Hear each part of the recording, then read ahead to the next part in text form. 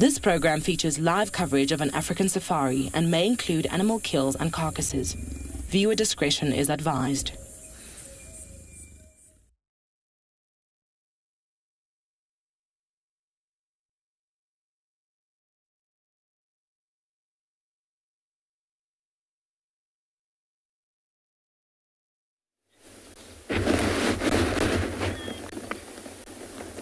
Good afternoon, everybody. Good afternoon. What a beautiful afternoon this morning, sitting here in this very beautiful trees with, looks like a leopard right on top of the tree. It's an magical. And welcome aboard to your very own safari through the African bush.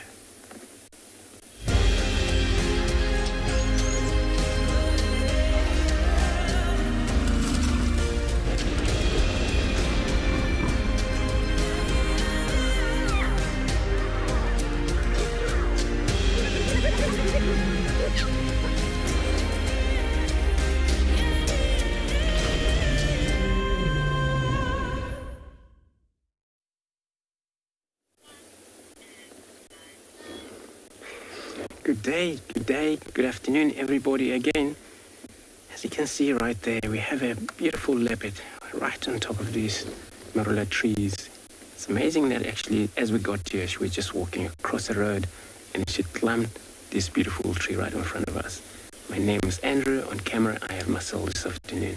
So it's a wonderful way of a start of this drive. Didn't actually have to travel far from the camp, and we got a leopard.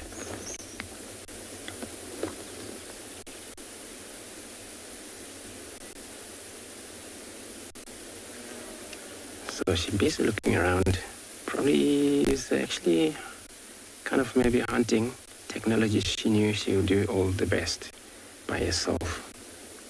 So it's actually quite warm here at Djuma Private Game Reserve. Today's temperature is 35 degrees Celsius and 95 Fahrenheit. And then of course such a cat. It was amazing. You know, they would amaze you sometimes. You find them moving in a heat when they have to. When there's a chance this allows them to do that, they can do it.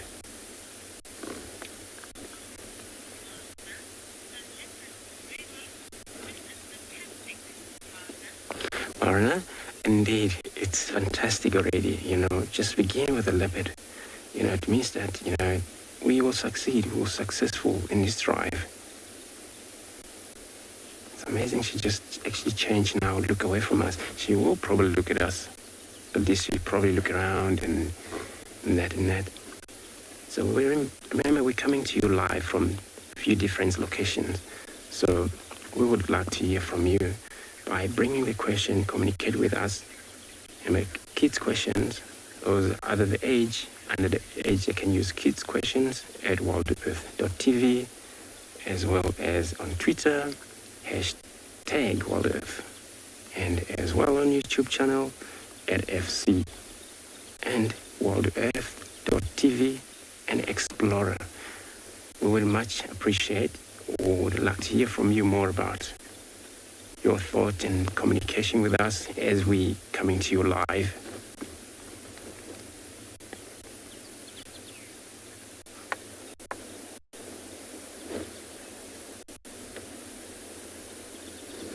Here looks like she's gonna look at us again. I think it's Dulu. I think.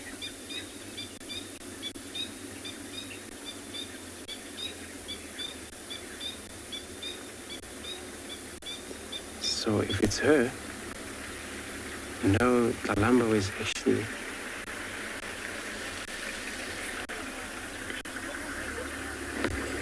So we're gonna stay put here. In the meantime, I'll be sending you over to Lauren with her elephants.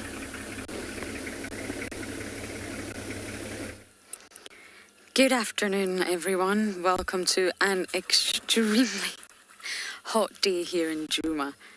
This pair of bulls, young boys, are at Treehouse Dam doing exactly what I wish I could do. Even in Treehouse Dam, yes, I would jump right on it. Listen, My name is Lauren. I have Simon on camera, but let's quickly go back to these boys. They're having far too much fun to look at me. Wow. They actually came out and they went straight back in the water again. The seats are burning, the steering wheel is hot. All our cold water has already melted. The temperature is apparently 35 degrees Celsius, 95 degrees Fahrenheit, but I think it feels a lot hotter than that. I'm not sure Google is always entirely correct. But this pair are just having the best time. And I'm sure Andrew's already told you, but please do talk to us. Send in all your wonderful questions that make us think and your lovely comments that make us laugh.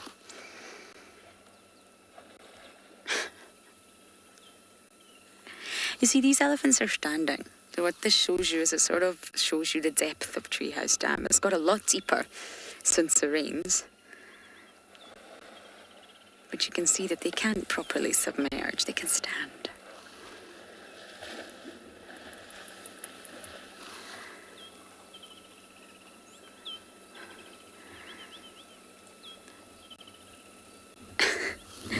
They're tempted to go out, possibly to continue feeding, but they're also tempted to not go anywhere at all and stay cool in the water.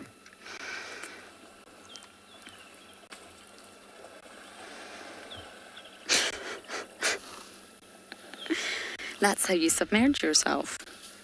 Roll over onto your side. What a perfect start to the day with leopards and elephants. They may leave the dam shortly, but we'll try and stay with them. And for now, we're going to send you across to Kim and her lions.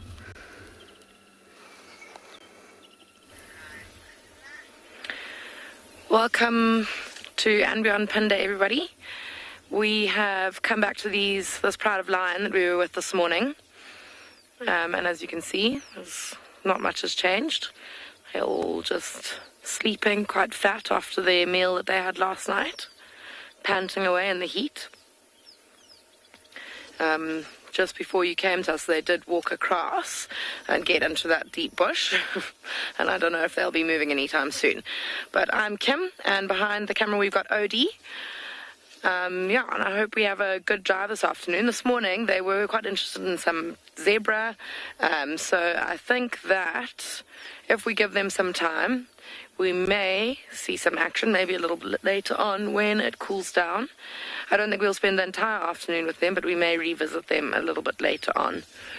We were also chatting this morning about how the cubs are all quite full, and the mothers are not that full, so they are still quite keen to hunt.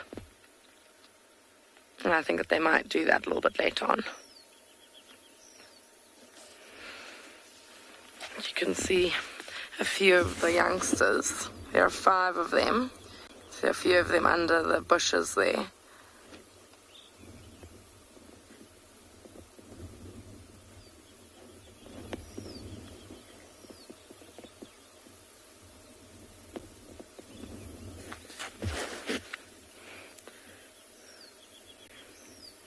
Looks like there must be quite a few flies under there.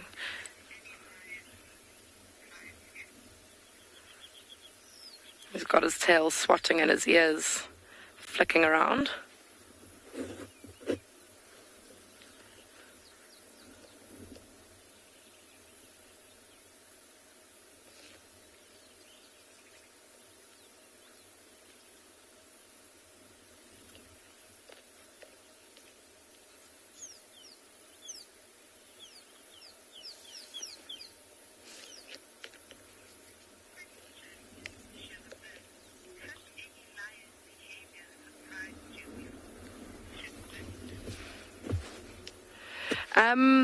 That's quite an interesting question.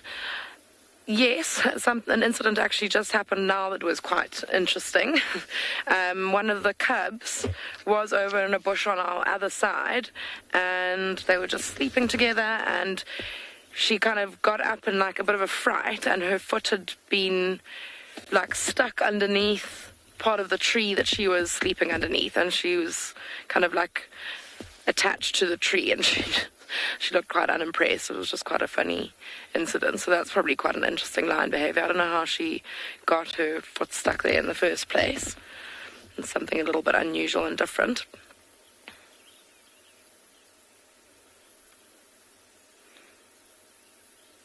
But lions have got quite a few different and interesting behavior traits.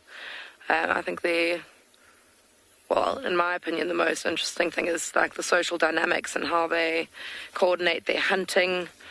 And I think that they're able to coordinate their hunting so well because they have such strong bonds, and that's maintained by how they act with one another, by grooming one another and greeting one another and just being overall quite closely knit as a group.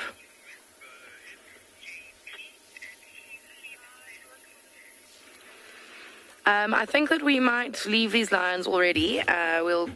And then come back a little bit later on this evening. I think we'll go out, see if we can find anything else.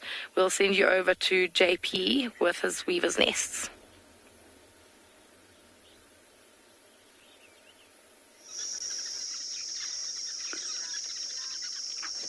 Good afternoon and welcome back to Tswalu. For those of you who are joining us for the first time, we're based in the Northern Cape province of South Africa in a semi-arid environment, which is known as a Kalahari, which also refers to a dry environment or a thirst land, which was a name given to the early people that used to come in here. My name is JP Leroux, and behind the camera, we've got Craig. So our plan for this afternoon is to see if we can maybe find some reptiles. Temperatures is nice and high, lovely 31 degrees Celsius, and the ones that we are looking for specifically this afternoon often associates with sociable weaver nest, and these are the Cape Cobra as well as boomslang.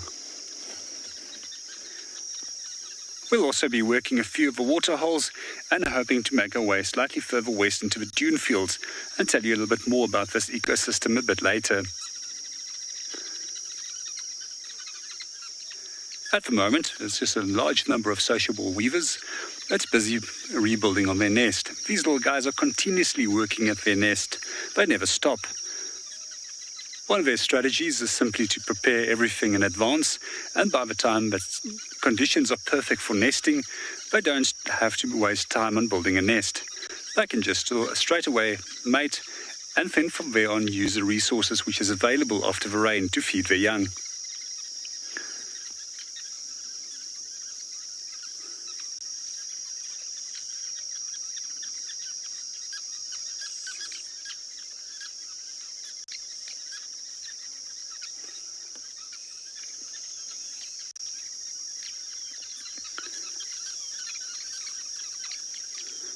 We're just going to allow for a quiet moment, and you can hear these little sociable weavers chatting away.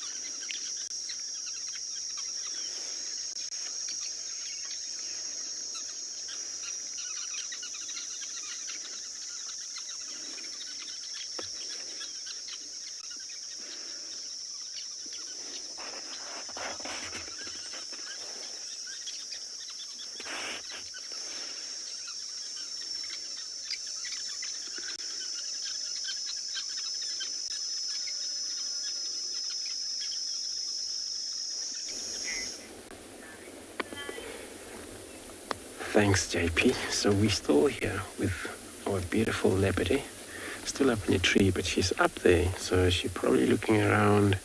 We're not sure if she's going to come down while we're here. But yeah, this is all about maybe once you get up there, look around just to search, because this area, just on the western quarantine, where usually it's a lot of impalas, antelopes. Here she comes down.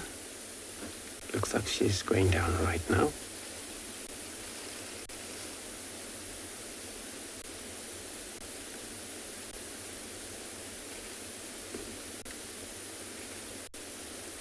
Such a beautiful cat.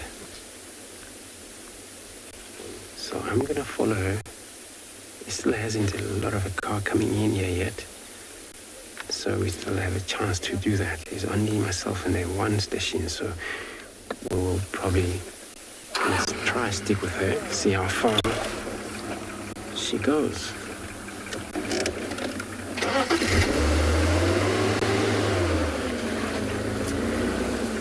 Quickly that maybe, I don't know.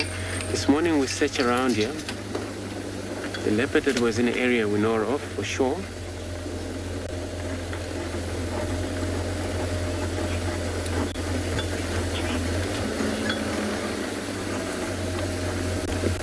Sorry, do you want to repeat that question again?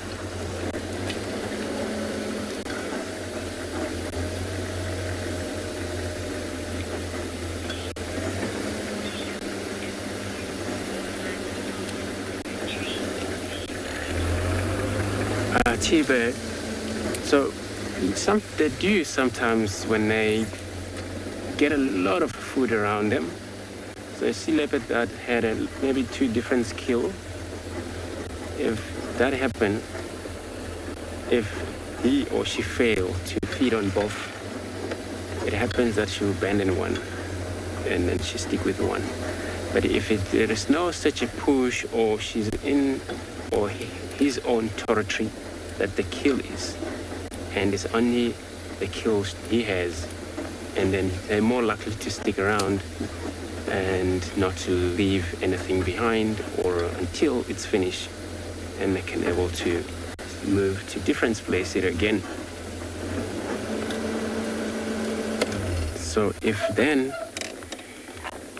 it happens sometimes because the territory it's overlap, where now she crossed to another leopard's territory, where that is all about hunting. Now, if she kills something, or he kills something, he may spend a lot of time in there eating. But there is a chance maybe he might disturb, then probably dominant male come in, and all you see is kind of a chase one another, or otherwise the strong male will able to, steal the carcass then. And then we've seen quite a lot that, it's a lot of impala ram around here, where sometimes you find that when they kill, they don't actually go for one, they have to double kill sometimes and they stick with one. So I'm going to be sending you to Lauren while I'm following this leopard.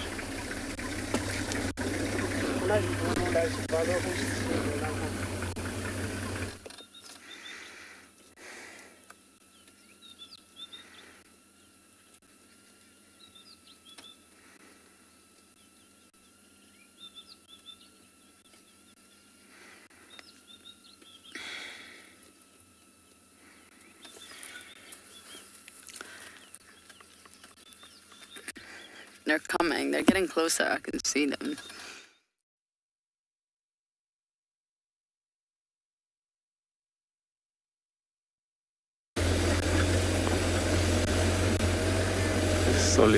Sorry, Lauren. So we're trying to move into the area where she have moved in, which is actually very nasty thicket here. But there's a 2 vehicle where the other one is going around. I'm going to check on this side here. I'm sure we're going to bump on her. Now she's on her own mission, where it's all hunting, going through this woody area, and always come out with something. All of the baby antelope, well hidden in the bush, will hide by their mother. And she probably knew that, or she'd been actually done a lot of this and succeed.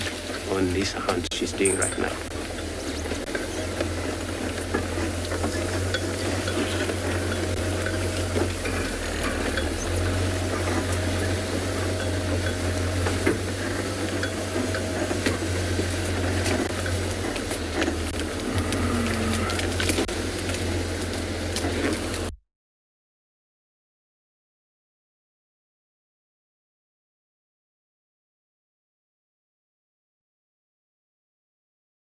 The same nonsense.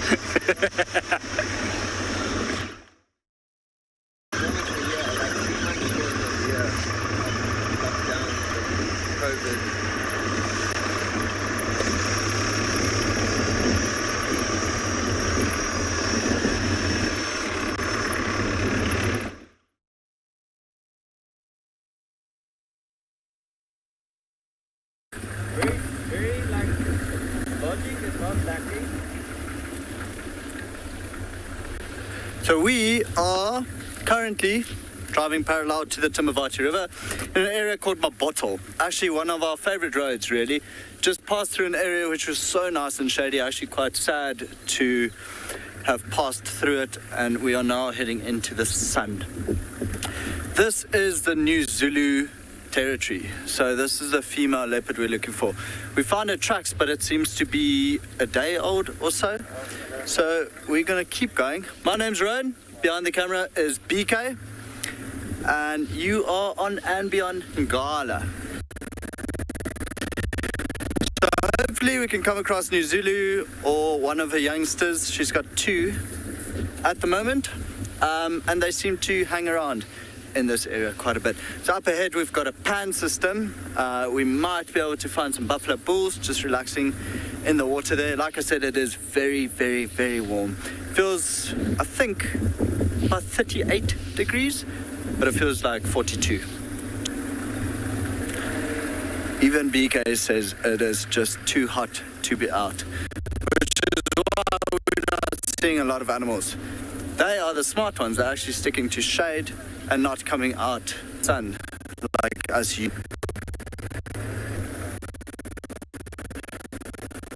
Have a look here. Tracks in this area. So New Zulu females tracks that are a day old, we're going that way. Hyena tracks also all going in this direction. And all of this head to the pan. You might actually be able to find a hyena just lying down in the pan, also cooling themselves.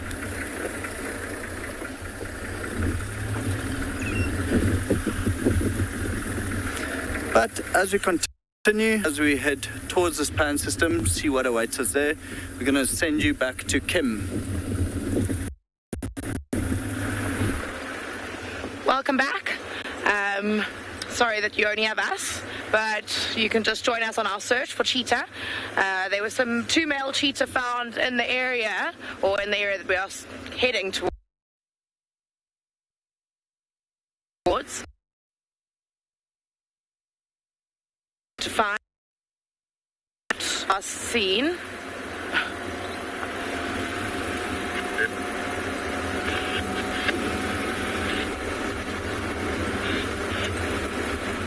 But let's hope that they are still where they were left.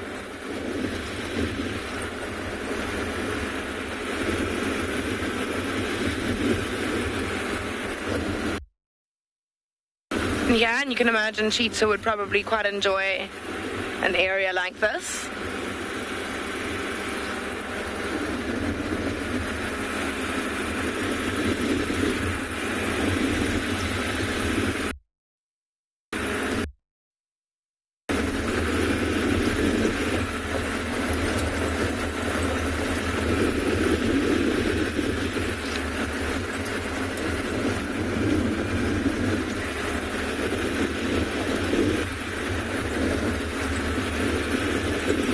We are just going to keep our eyes open.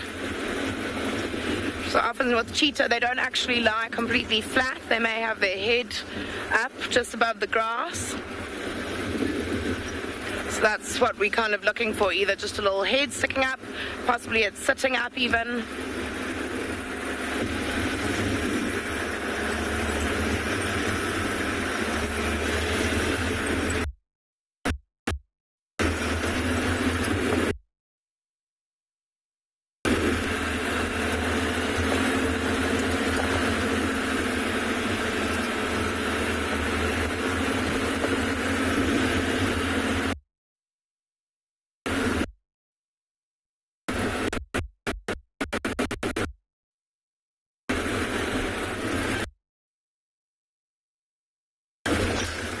Whoops.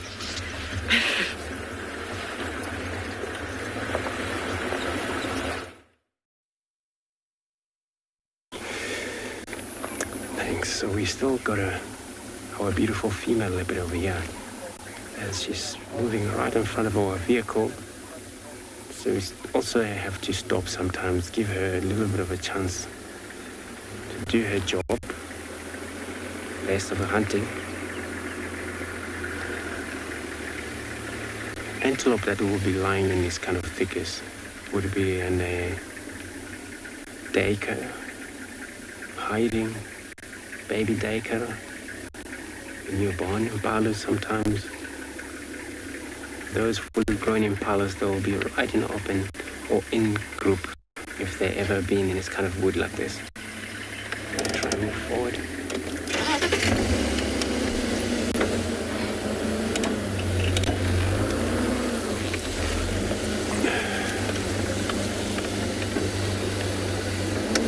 So her general direction is north now. From that last place we got her. It happens maybe, this was like a loop in here because Dulu, it's also here, boundary with Kalamba where she also come in, scent mark and move off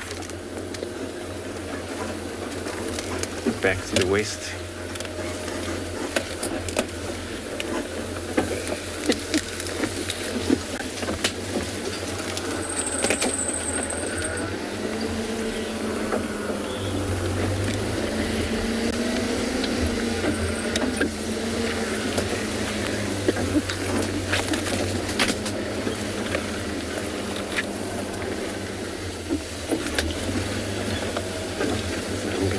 Around here. See if we can still visual. Oh, we got a visual right here on the right hand side. Muscle. She's busy checking around. This painting that you see, it's all about exhausted hot that take place.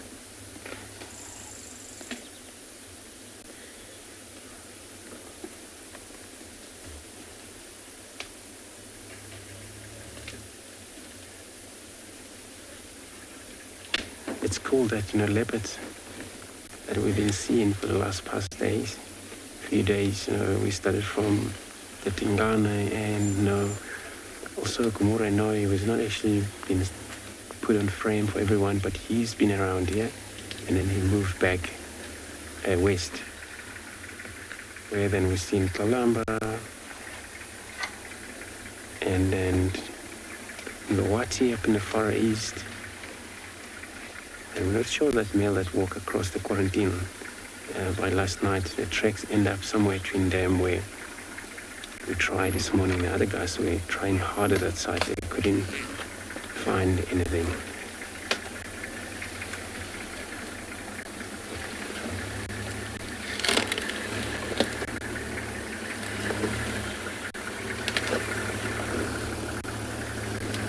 What drove this cat now to be active?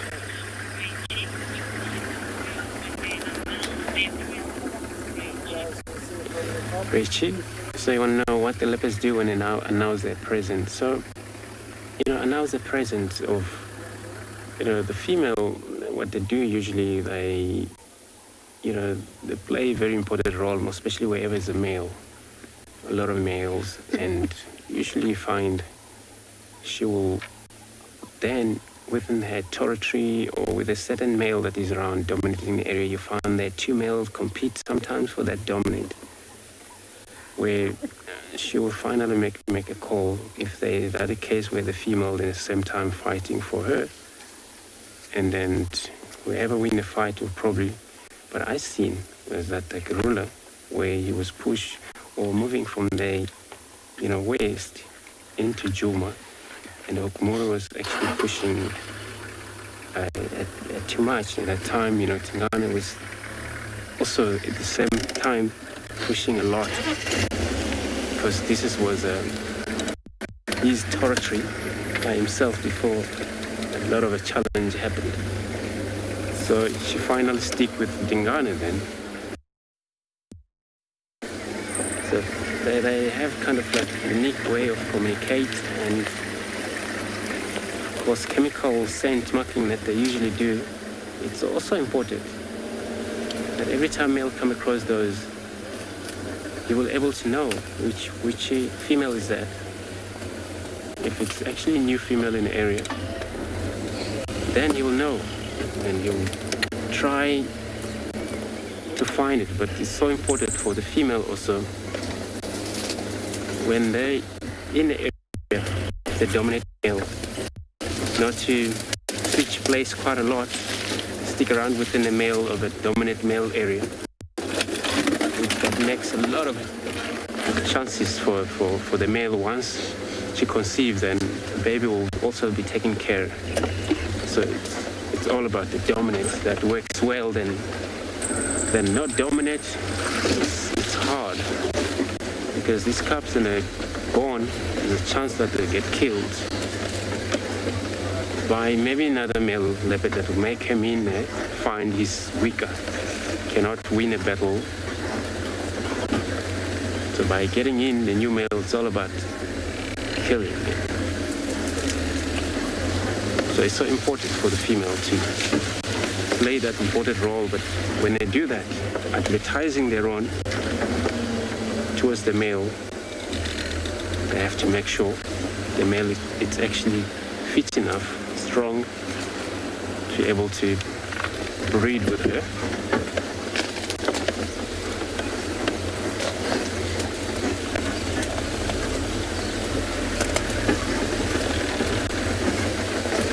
She's continuing now, moving west. And keep the distance. I'm sure we will finally get the visual right now.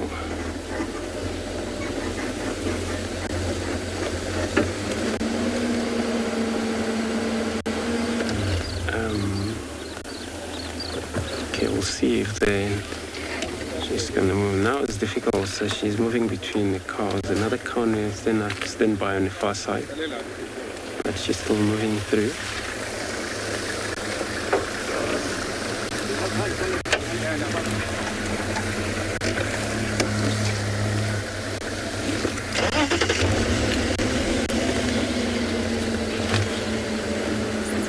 So I keep up with her. So it happens maybe she stick around. She probably came midday, across that western border in here, where it's actually not surprising me though. Yeah, Tingana and Kumuri, Tingana is around. Kumuri is probably far west, but probably maybe she was either behind that male that came in here. She maybe found out that he's already crossed the quarantine there, and then she has to maybe respect Kalamba in that area, because they have to respect one another, avoiding fighting or growling each other. So female also do fight, but it's not actually worse fight compared to the male.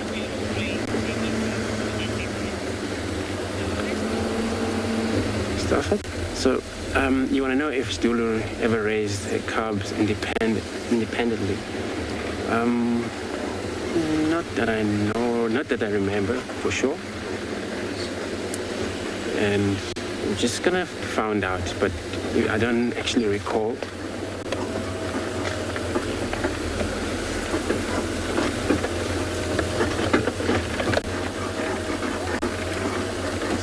She's moving away actually. Let's just gonna stand here. She'll probably come out of one of this wood over here. So I found out if she ever had a raise cub successfully. I don't remember, but I found out.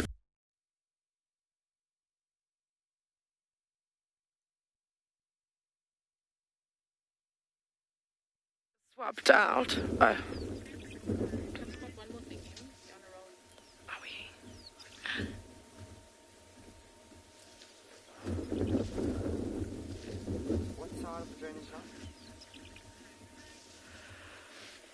So we are just sitting scanning for these cheetah. I think that they were seen just in the drainage line in front of us, but we've spotted some other cool animals. There's 2 elephant bulls up on the far horizon. Or not the furthest horizon, but on the horizon of this next hill. And there's also 2 rhinos. So, and it's just a really beautiful scene altogether. We've got these rays of sunshine just lighting up the scenery in front of us. It really is pretty. I am just going to carry on scanning with my binoculars over this grassy hill opposite us, because like I said, apparently that is where these cheetah were last seen. I was also told that the cheetah were looking quite skinny and hungry, so it is possible that they didn't stick around. They may have gotten up to go hunting. I think when we get a little bit closer, then we'll have to start looking for some tracks and decide which direction they've gone in.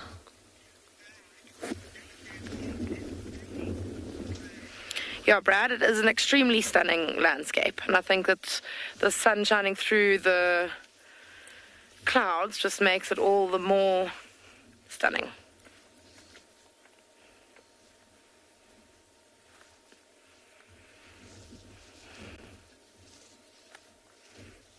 Clouds often add a really nice feeling to a landscape instead of just harsh sunlight.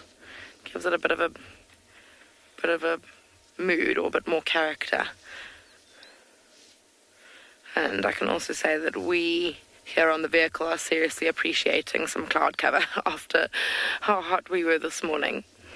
Every time one of these rays of sunshine catches us, it's still quite hot.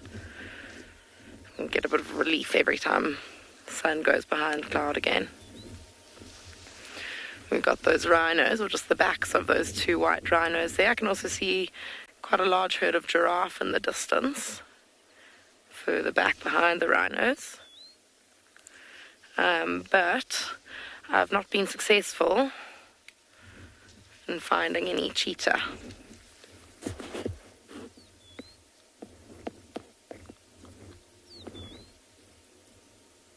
Oh, there's another elephant. It's completely opposite direction to those 2.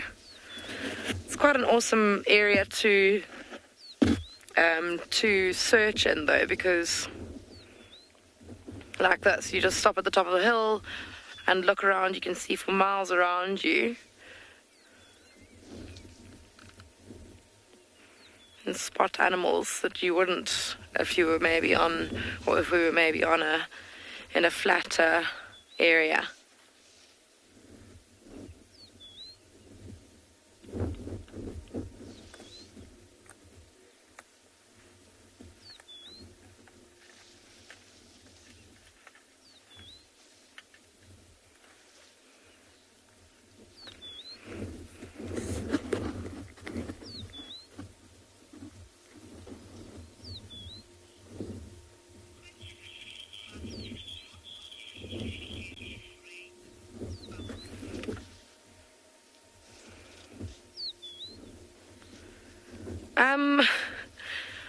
How often do we get rain? That's a difficult question to answer. It's very temperamental here in Pinda. We are right up, or the reserve actually lies kind of over the Lebombo mountain range, which goes all the way up to the Great Rift Valley. But down here on Pinda, it tends to repel weather systems. So where there might be rain all around us, in the surrounding areas, the surrounding reserves, we often don't get much of that rain. So I suppose my answer to that question would be rather infrequently, especially now. We should be getting a bit more rain than we are at the moment. But our biggest rains, or the most rain we'll be getting, is going to be, well, should be in February, if the season does what it's meant to do. And we had a bit of a rain about a week ago, but with these ridiculously hot days that we've been having since then, most of the mud wallows are already starting to dry up. But I do see on the weather apps that we're meant to be getting a whole lot of rain on Friday, which is exciting, and for the next couple of days after that. So that is very, very exciting. I think all the animals will be very happy. And this area actually is usually completely devoid of any animal life or during winter, should I say, when we don't have any rain, because there's no kind of large body of water in this area. So unless it rains and fills up the little pan systems, then there are no water sources in this area for the animals, and there just tend to be no animals in here. But like I said, we got a bit of rain, so some of the pans still will have water in, and that is why we can see all of these animals. We are now going to carry on down into this valley here and try and see if those cheetah aren't hiding behind something and we can't see them from up here. But while we do that, I'm going to send you over to JP.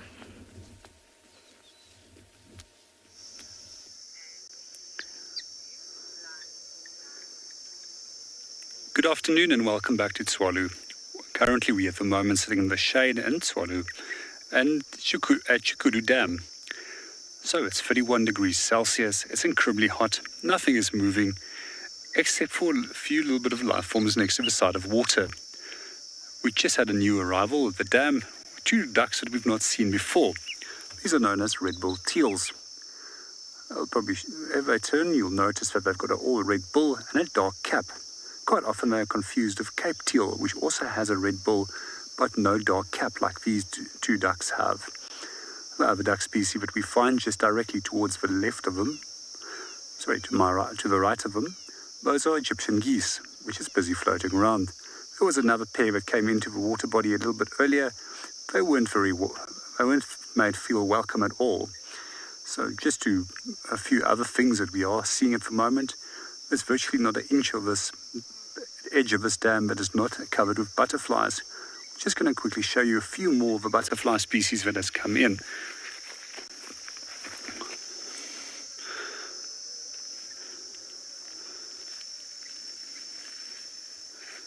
Can you pan in on these over here?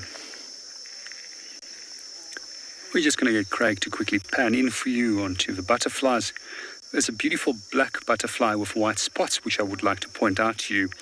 This is a diadem, and this is the male of a species. The female almost looks very similar to that of an African monarch. She deliberately shares the coloration of these butterflies to make her appear just as distasteful as the African monarch.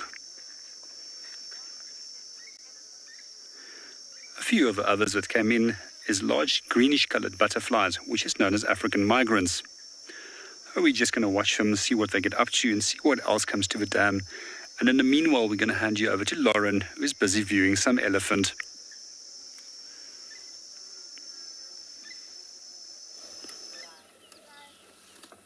We have just been watching the most incredible pool party. 3 different herds.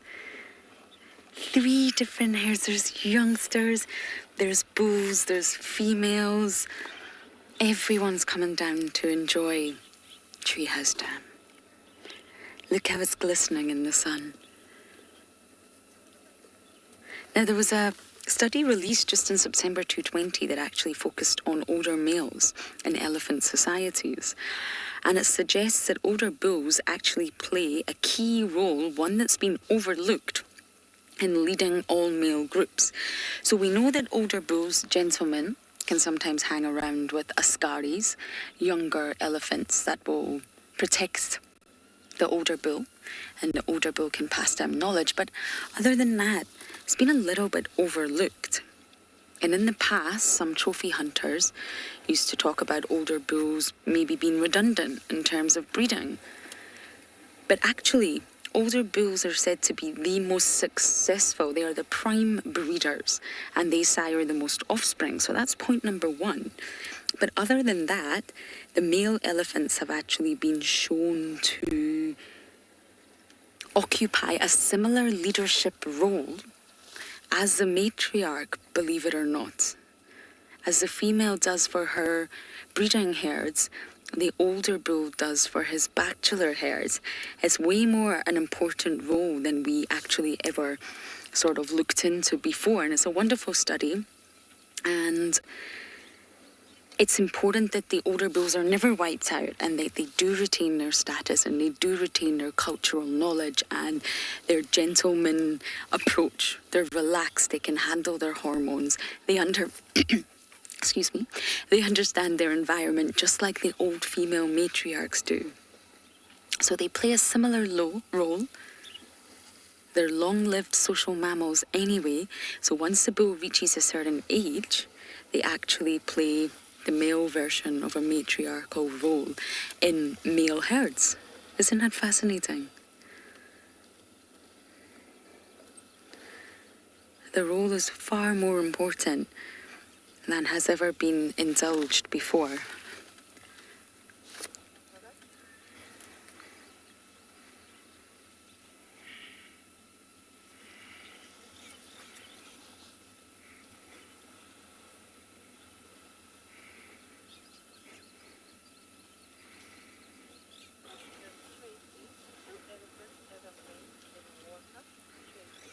Tracy, I don't believe so. I've never seen it, I don't believe. When you see the elephant jumping on top of the other elephant's back, it's males just sort of asserting their dominance over one another and having a wrestle, having a tussle. They mate on land.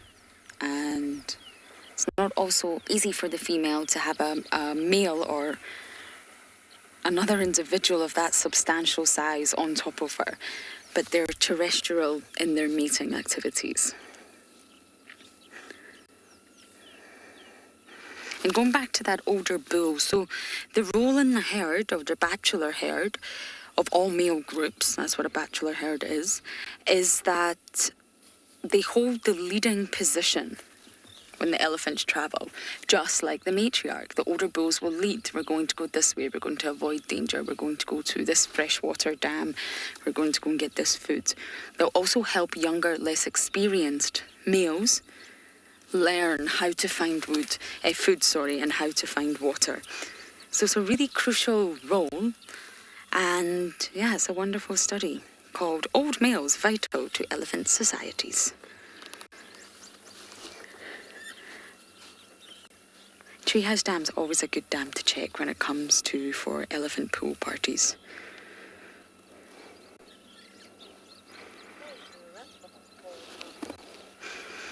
Okay, we may move and find some shade shortly.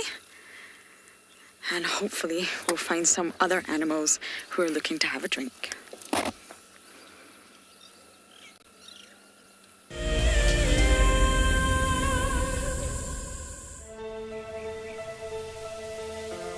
How insane is that animal? This is out of this world. Fantastic. Good, Mama. Wow, what a way to start off. Just such an incredible privilege to be out here. It just keeps on delivering. There you go, there you go. Heart is pumping right now. 3, 2, 1. You are live, you are live. Look at this, everybody. We've got a live kill.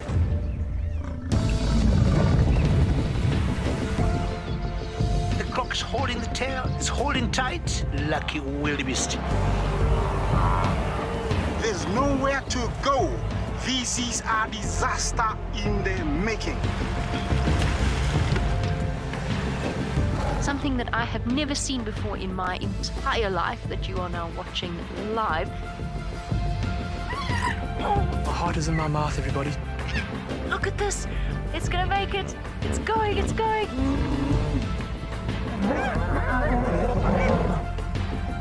This is just too magical. Hi, little guys. That's great, isn't it? Look at that. Scuba Steve has got a friend You've got a friend in me. It couldn't be a better morning. This is just too special. Oh my goodness, we've got a turtle. How epic is the fact that we're coming to you live from the Chobe River? It's the most incredible feeling to be here. This is live, and we're in Rwanda. This is a very, very different adventure, charged with emotion. I did not think I would ever face my fears like this.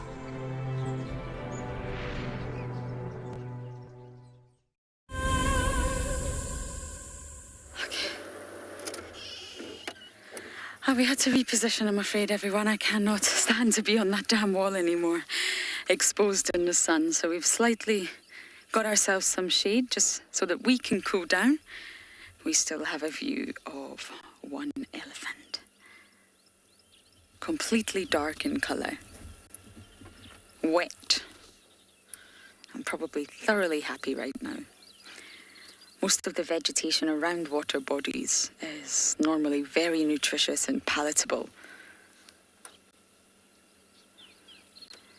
So they're probably just going to make their way to another water point. That's what they'll do. They'll graze, they'll travel, and they'll just make their way to the next water point. Got to keep hydrated, keep cool. That's exactly what we need to do today. The temperatures are extreme. But once they've cooled their body temperature down, they'll continue feeding. They spent a lot of time near the water. They drank a lot of water through their trunks, sucked it up through their trunks, popped it in their mouth. So inevitably they'll start to cool down.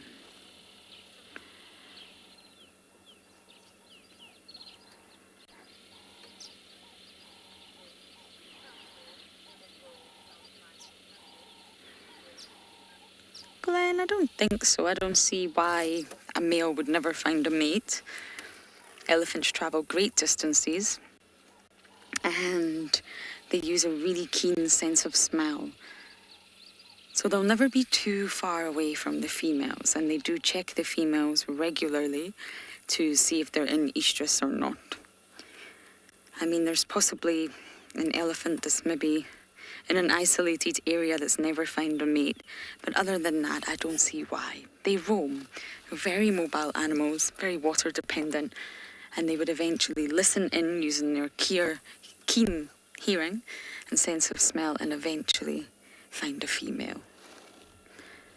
They've gone off in the distance here, but you can just see the trees moving. And going back to their sort of how would they find the females, they actually communicate using really low frequency sounds, and this is pitches way below the human range of hearing. Now they're actually termed infrasounds, and they're low frequency sound emitted by elephants, and they can travel several kilometers. Now this provides elephants with their own private communication channel, if you like, so they can be talking to one another constantly in their really complex social structures, and we are oblivious. The frequencies are said to be as low as the lowest notes of a pipe organ, if that makes sense to anyone. Sadly, not to me. But it's very, very low, and humans cannot hear it. And they're not quite sure how elephants make these sounds. They think it's from their larynx, their voice box, and it's produced just like human speech or human singing. Okay, we've lost our elephants, I'm afraid.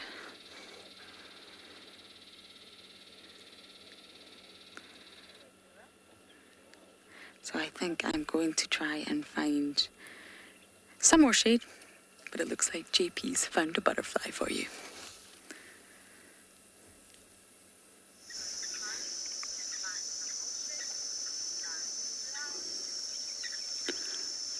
Good afternoon and welcome back. We're still sitting at Chikudu Dam, just enjoying the views of the dam. Number of birds coming to drink. Hopefully a few of the animals will come soon. But in the meanwhile, we're just going to entertain you with a few of the butterflies coming down to have a little drink. Just to re-mention the species that are coming through here at the moment, black and white ones is a common diadem. We also have an African migrant, which is the green one. And then the brown veined white, which is overall beige with brown and stripes in it. There was also some African monarchs, which was orange and black and white butterflies, what we saw earlier in this morning's show.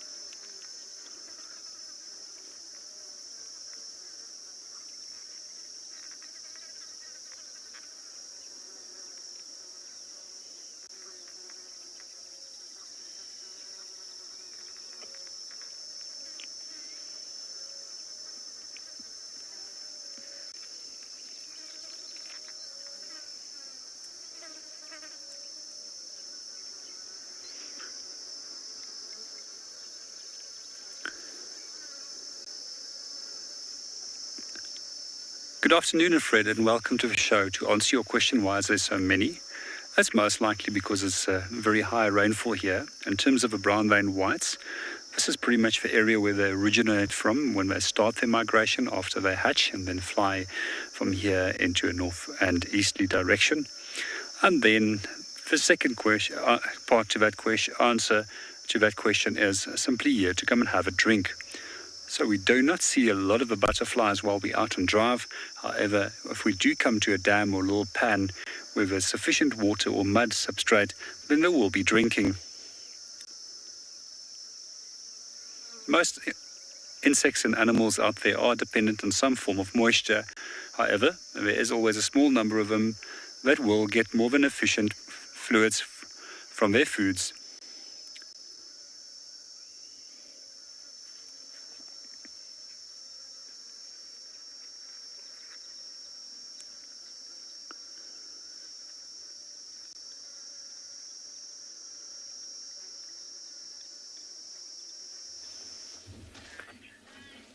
Welcome back.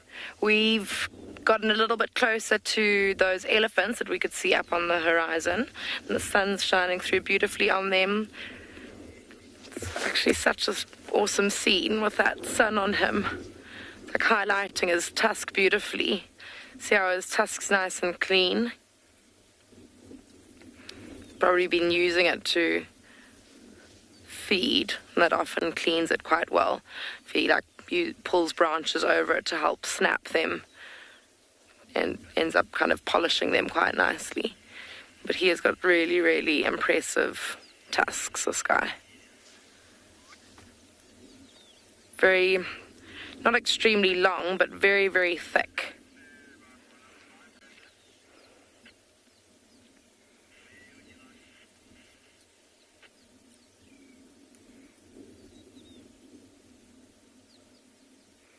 Just so, such a beautiful, peaceful scene, and he seems so calm and just happily eating.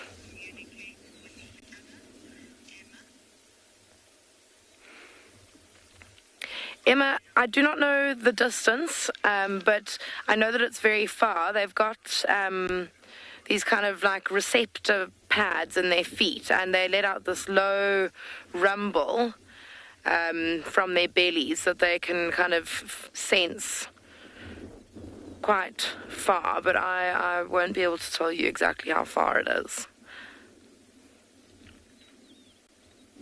Sure, with him facing us, you can just see like the width of his head, and even the base of his trunk is so wide. He's just, everything about him is very kind of imposing.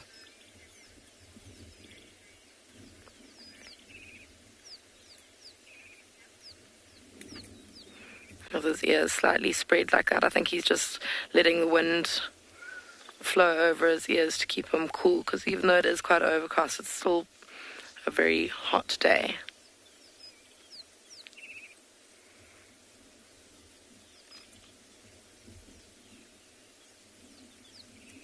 It's just making him look even bigger with those ears standing out like that. Wow.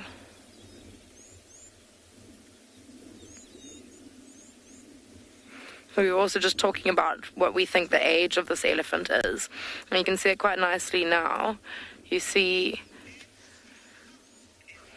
Oh, well, I was about to answer that question on the same train of thought. But yeah, so you can see his temples are quite sunken in, and also just by the size of his head and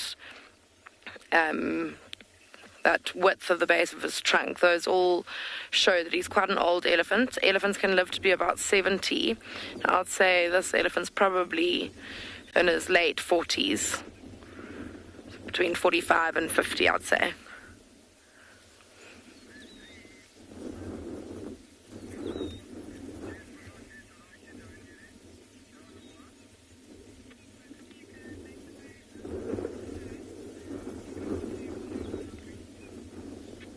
Oh, wow, look at the other ones reaching up to the Maruda tree.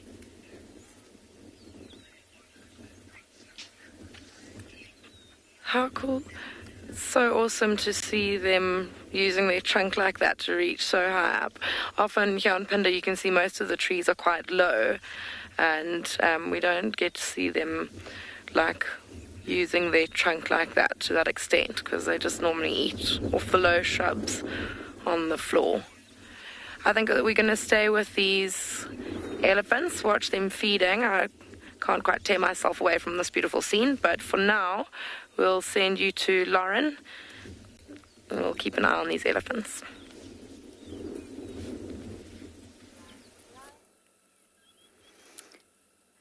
It's disappearing now. We've just had the most wonderful views of this leopard tortoise, walking across the road ever so slowly, surviving the heat but requiring moisture.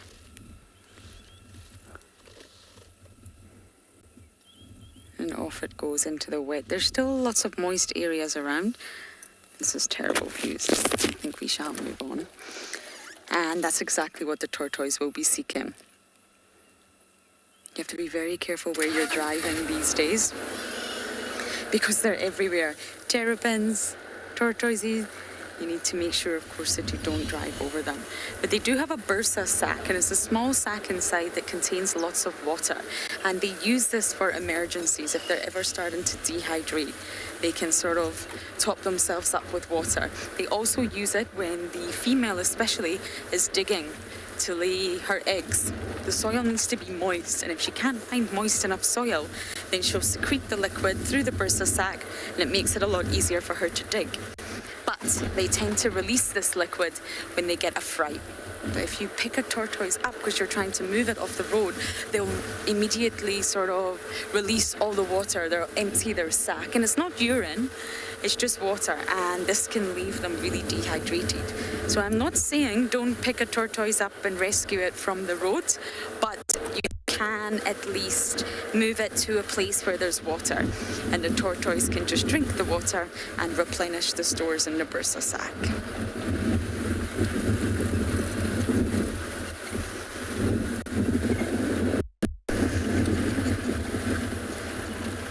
Okay, we're going to head on slowly to our next water hole.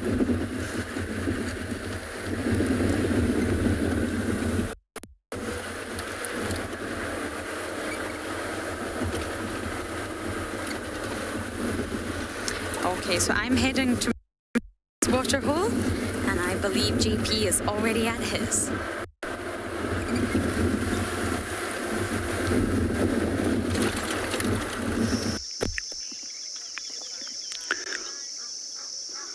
Good afternoon and welcome back to Tswalu.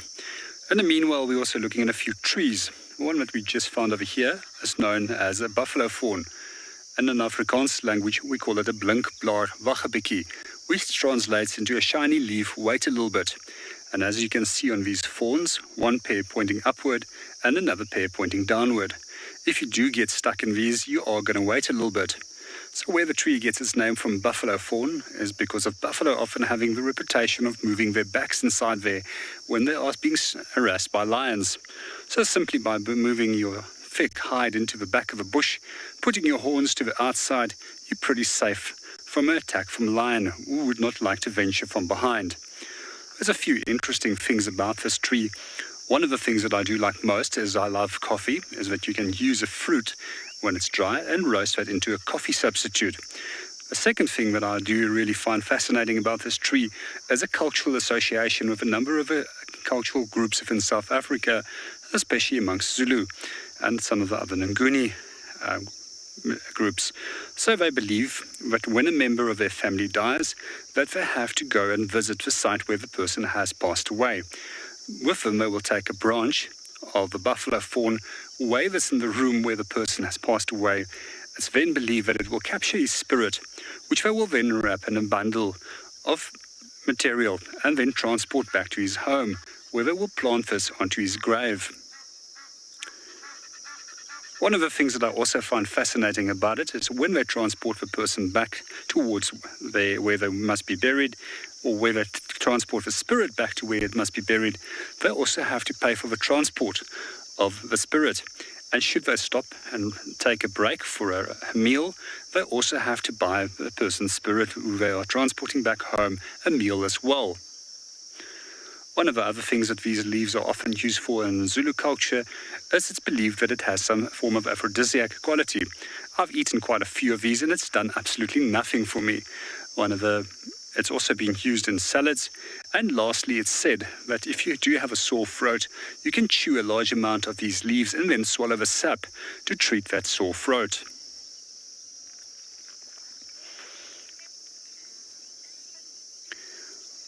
So in the meanwhile, we're going to take a little bit of a drive, see what we can go and find. And we're going to hand you over to Kim, who is currently viewing a group of elephant.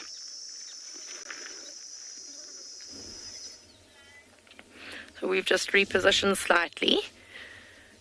It's quite cool being kind of lower than him, looking up like that with him on the horizon. Again, just emphasizing his size.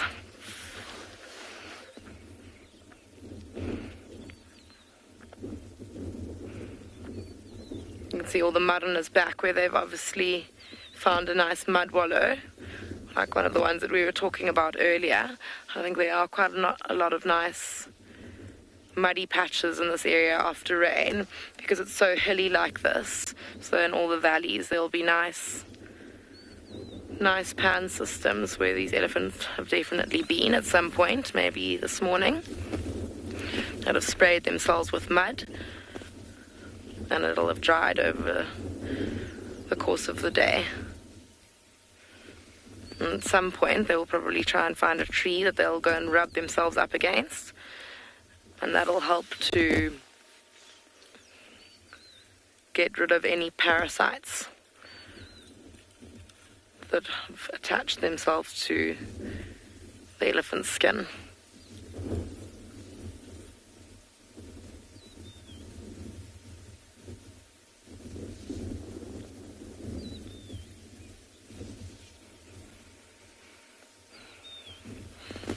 You can imagine you need quite a good exfoliant to get right into all those creases and folds on their skin.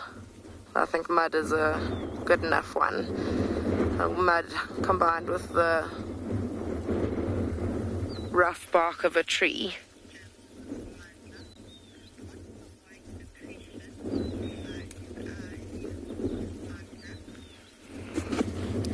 Mandla, that is, I assume, just the same as the stuff that would come out of our eyes. So, you know, if you get a bit of dust in your eye and you blink lots and quite a lot of fluid comes out, that's probably what that is. Or if you know, when you wake up in the morning and you've got sleep in your eyes, I'd say that's literally just the same as that. I think that most mammals would have the same fluid in their eyes just to keep it from drying out, or keep them from drying out. And I think that that's probably all that is. You can imagine if you look closely, he does actually have a whole lot of mud on his face as well, and maybe when he was mud bathing himself, he might have got some mud in his eye, and then that fluid just kind of worked a little bit overtime to make sure it got rid of all the mud that might have gotten in.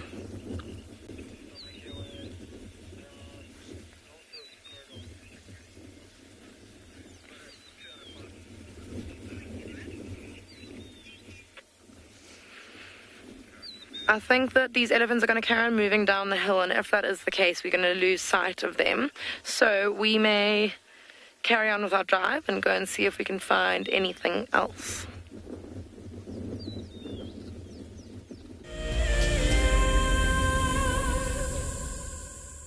We have a very hot European roller.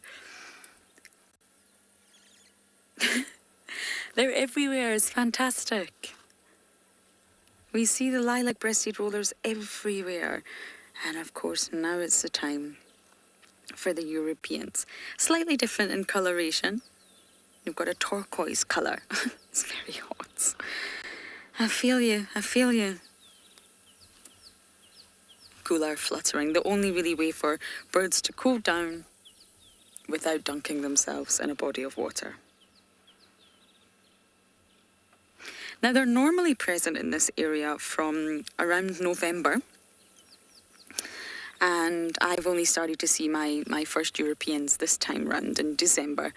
But last year we didn't see them at all, which was so worrying and so sad. And normally they depart the area around March, April to coincide with the end of summer.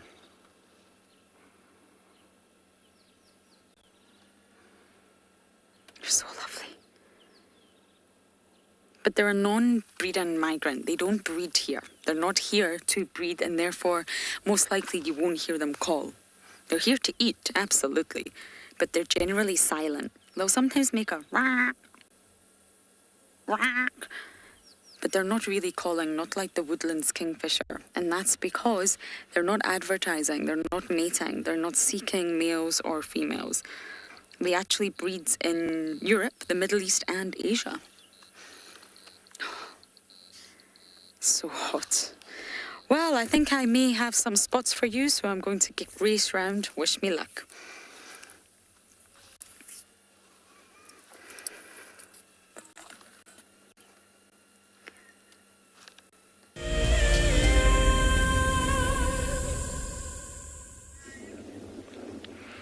So we decided to stay with these elephants, after all. So here we are. You can see the other one. It's definitely not got as impressive tusks as the one that we've been concentrating on.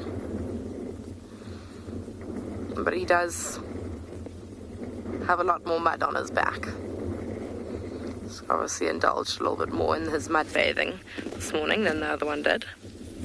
Also seems quite a lot smaller. Probably be a bit of a younger bull compared to the other one.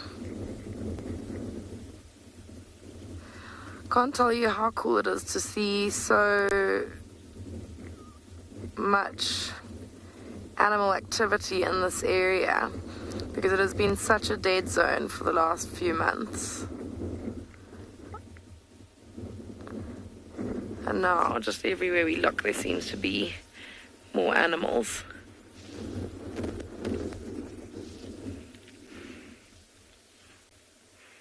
And spotting more rhinos in the distance. I think that maybe when we leave here, we might go and try and see if we can get a bit closer to them.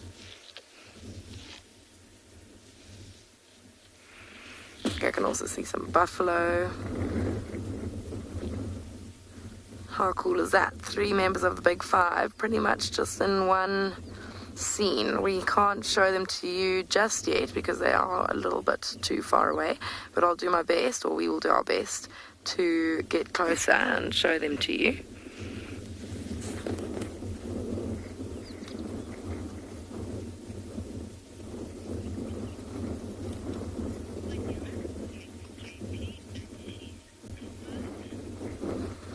Okay, but I think that we are now going to leave these elephants and, like I promised, go and try and get a little bit closer to maybe those rhinos or buffalo, whichever we come across first.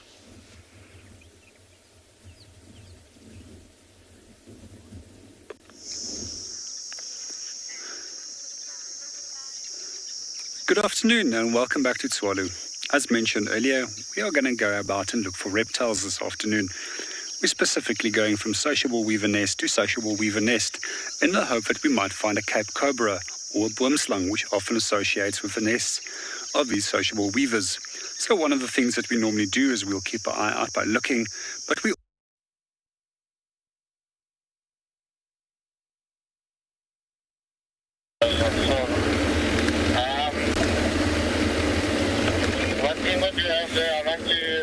Sorry about that. So we have to leave the area of that leopard. Finally, it was quite a few vehicles interested on that sighting. And we're going to give it a time now, see if once there's a space, but she was pushing west. And then if she don't cross that border, and then we still have a time to go there, then we'll return to that area. So now we're just checking. I'm going to check a few water holes around here, see if it's anything. I'm going to be working around where that last track of that male leopard this morning was end. So around Tundam area, just to see if there's maybe later you would get mobile when it's cooler, and also to see which one is it. Because it happens that maybe it's that Mwati male, or is it Tingana? So one of the two, or could be Hukumuri. So we don't actually sure what that male, which one is it. So, but it's best, we found out that I'm sure wherever he is right now, he's probably just lying flat because it's still hot, and it was so great actually just to follow Chidulu able to perform a hunt into that hunt during the day. So let me carry on driving east here. We're sending you over to JP with a snake.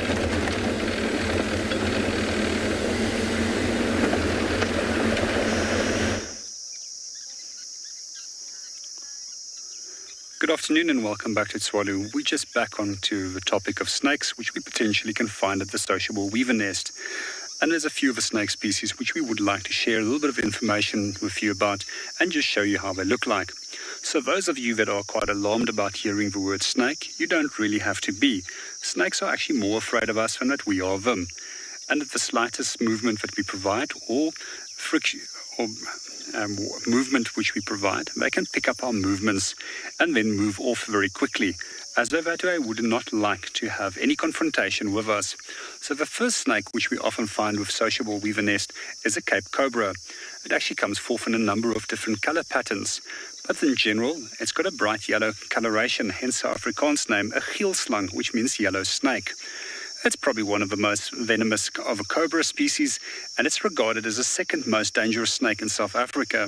It's got quite a potent neurotoxic venom, which works on the nervous system of its prey. When these snakes are quite young, you'll also notice that they're a yellow coloration, and they've got a broad brown band across the throat. One of the things that I find pretty fascinating about Cape Cobras is that they will quite often feed on other snakes. And if they're not eating puff adders, they're eating their own kind. One of my first trainers and mentors, he told me one day that he caught 3 of these snakes in an outbuilding on an old farm, put them in a bucket, and the next morning when he came to transport them and release them in a safe place, there was only one of them left. So the other one ate the others. The other species of snake which I would like to share with you, which we find here, is a boomslang. So in a moment, I just want to page down. There we go, this is our boomslang. Just going to first show you the male. It's probably one of the most beautiful snakes and one of my favorites. In general, the male has got a bright green coloration. Boom translates into tree, and it's a snake that we often find in trees looking for birds and chameleons, which is one of its favorite meals. As you can see in this picture, they've got fairly large eyes, and they've got actually very good binocular vision. In general, most snakes have very poor vision, and if you stand perfectly still, they won't see you. But don't worry about the boomslang, they shy away from you very quickly. Although they've got the most potent of any snake's venom, they produce very small amounts of it, and they're also back-fanged, which makes it even harder to provide a bite. I just want to quickly show you a picture of a female. In general, we find that the female are browner coloration. Here we go. And then the juveniles, quite interestingly, have a number of different color patterns, a brownish color underneath, and then a bluish yellow coloration on the throat, and a big green eye, as what you can see in this picture, making it one of the very few snake species which has a difference between male and female, as well as the juvenile.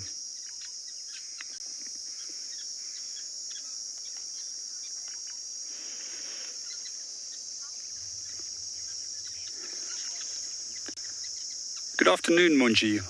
How they enter the nest is they actually sail up the side of a tree and then they make their way into the nest. So normally what the sociable weavers will also build is a number of false nest chambers, which acts as decoys and to slow down the snake in the process while it's busy feeding on the chicks or on the adults inside the nest. Sometimes you can also see them in the early morning basking on top of the nest.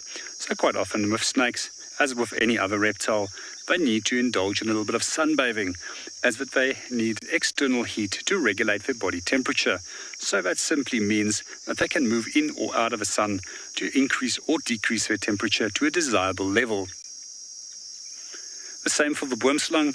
It's very well adapted to climbing, and it will enter the nest in the same way.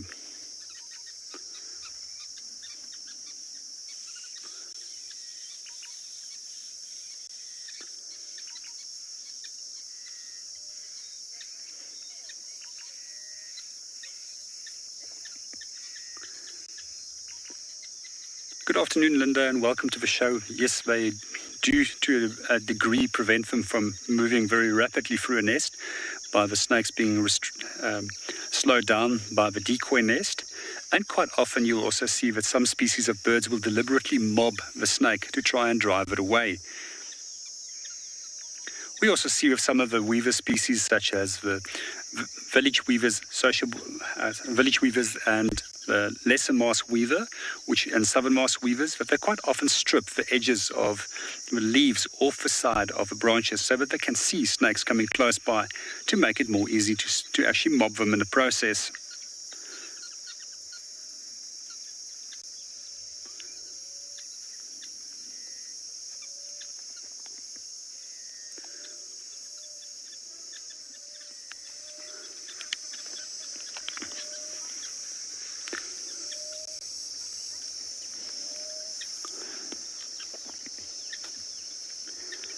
Good afternoon, Noah. You're 100% right that one of the largest of the nests that is built, and we've sometimes found them that they weigh over several thousand kilograms, and we can see that they sometimes form a home for up to 500 individual birds. This one is particularly still small, and hopefully we'll be able to find you a few of the larger nests.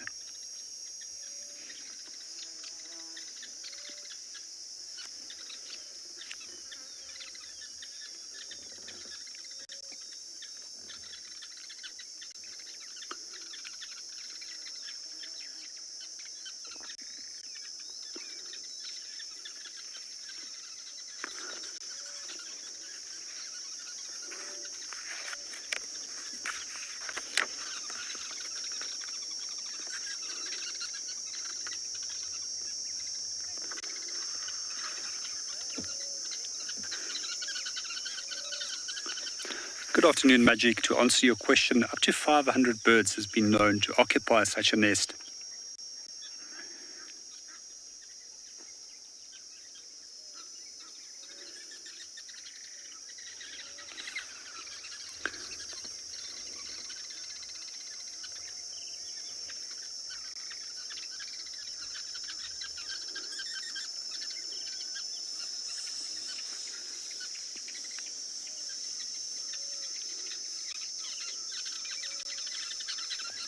One of the other resident bird species that we also find in the area is known as a pygmy falcon.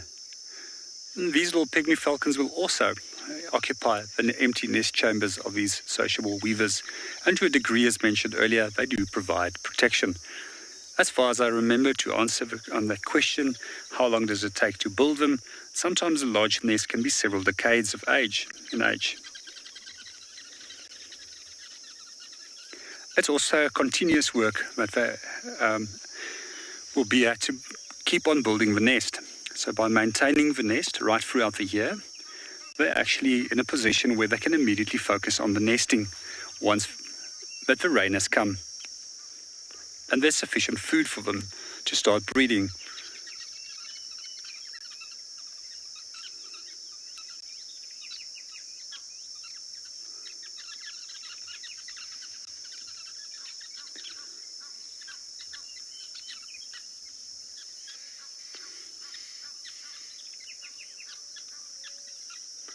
We're just going to provide you with a moment to listen to them and listen to the sounds of a Kalahari.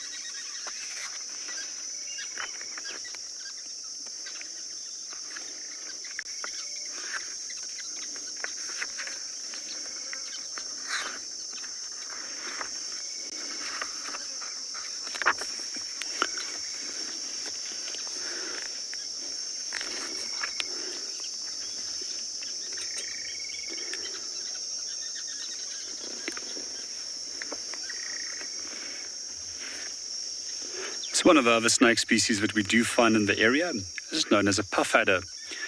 So quite often they will inflate themselves, hence the name puff adder, to intimidate their potential threats. And they often will hiss as a potential threat approaches them to warn them that they should head off. So puff adders in the western half of South Africa is quite often regarded as one of the snakes that's responsible for most of the snake bites. The snake has a very strong cytotoxin which works on the tissue system, which eventually, if they do bite you, will lead to painful progressive swelling. Puff adders in general are very well camouflaged, and they use their camouflage to get close by to a number of different prey species, which might range from birds as well as a number of rodents that they will take. The second species that is also quite often responsible for snake bites, especially so in the eastern half of South Africa, is the Mozambique spitting cobra, a snake which is very well known for actually spitting its venom. When it's threatened, it will often raise its head and immediately spit straight towards the eyes. They say they're accurate up to 2 meters. This will immediately lead to a burning sensation in the eyes. And it's best to wash this out as soon as possible with water. Some people will claim to use milk. However, it should be best avoided, as milk often congeals and aggravates the situation. So the snake is generally easily identified by its brown upper colors, its pink undercoloration to the throat, and quite often it will spread its hood. Quite often we find with a number of the different cobra species that they will actually spread the hood for 2 purposes.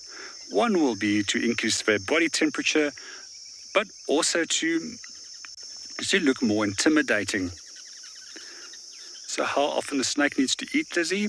I've heard that they can go for several months without food, and then they can simply live off their fat reserves.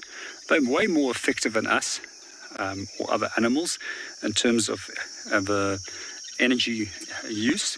And quite often what we'll find is that they will actually just use the temperature of the sun to increase or decrease.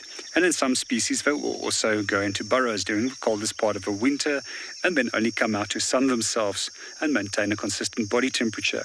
We, on the other hand, we need to burn carbohydrates, fats, and proteins to maintain a consistent body temperature, which makes us less effective in temperature control and requires us to eat way more.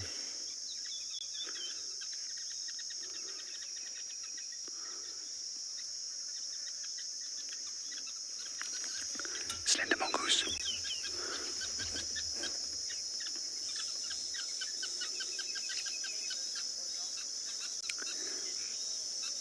Good afternoon, Janice, and welcome to the show. To answer your question, yes, they do have a short little entrance tunnel towards the main chamber. So there's a number of small individual chambers, which will, just to correct myself there's a number of small individual chambers which will be accessible from a small little tunnel. And that is where the pair will nest inside.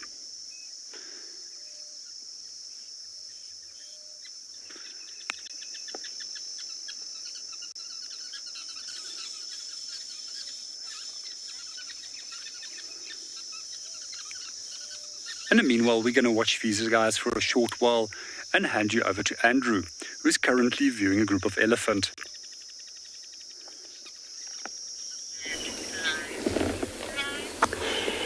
Thank you very much. So we're in this position of a twin dam right now.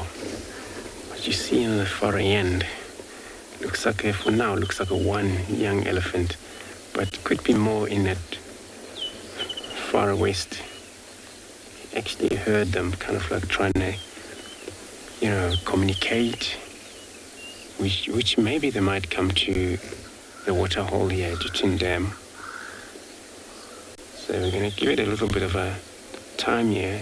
Hopefully they come. Well, it's been actually very hot for everyone, us, animal, birds, grasses. So animal, they were definitely going to have to drink water after that heat that had happened during the course of the day.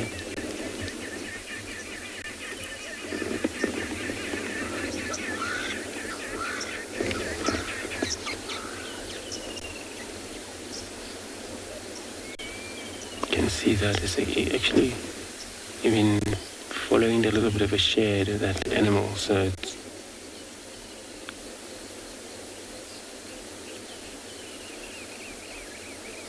it's always so important for them to stick in the shade and while they're feeding, because they cannot actually stop for a long time not to feed. Quite big animal.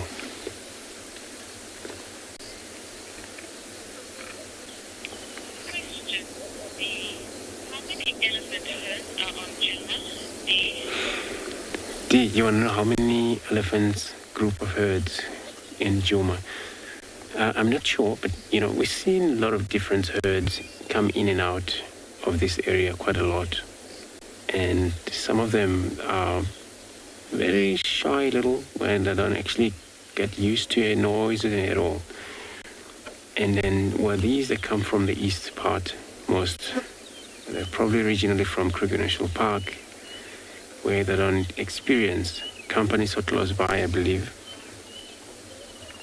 Where we do have a few group also come from the south, across to the north, west to the east.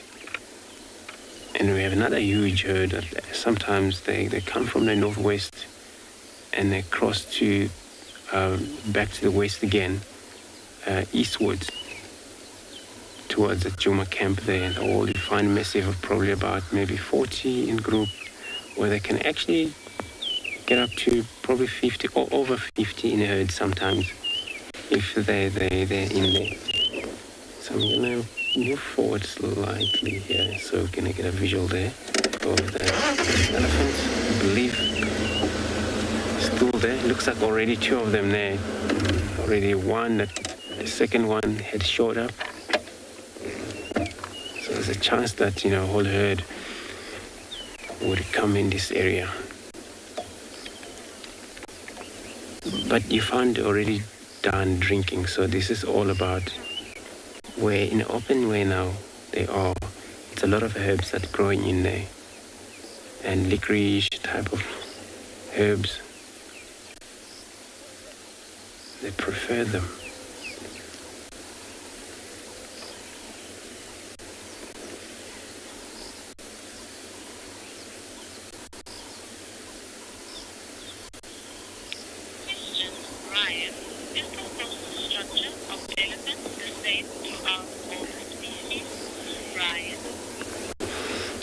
A social structure of the elephant, so it seems to be all same there of all animals. We understand elephants, they when we're talking about how they get around, or intelligent animals we're talking about, and they cannot actually clever enough more than human, what we understand for sure.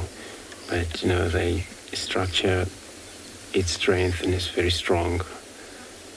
All member in a herd, all related somehow, however, how many of them in a herd, they got to be related there, and that's how it formed the group of herd.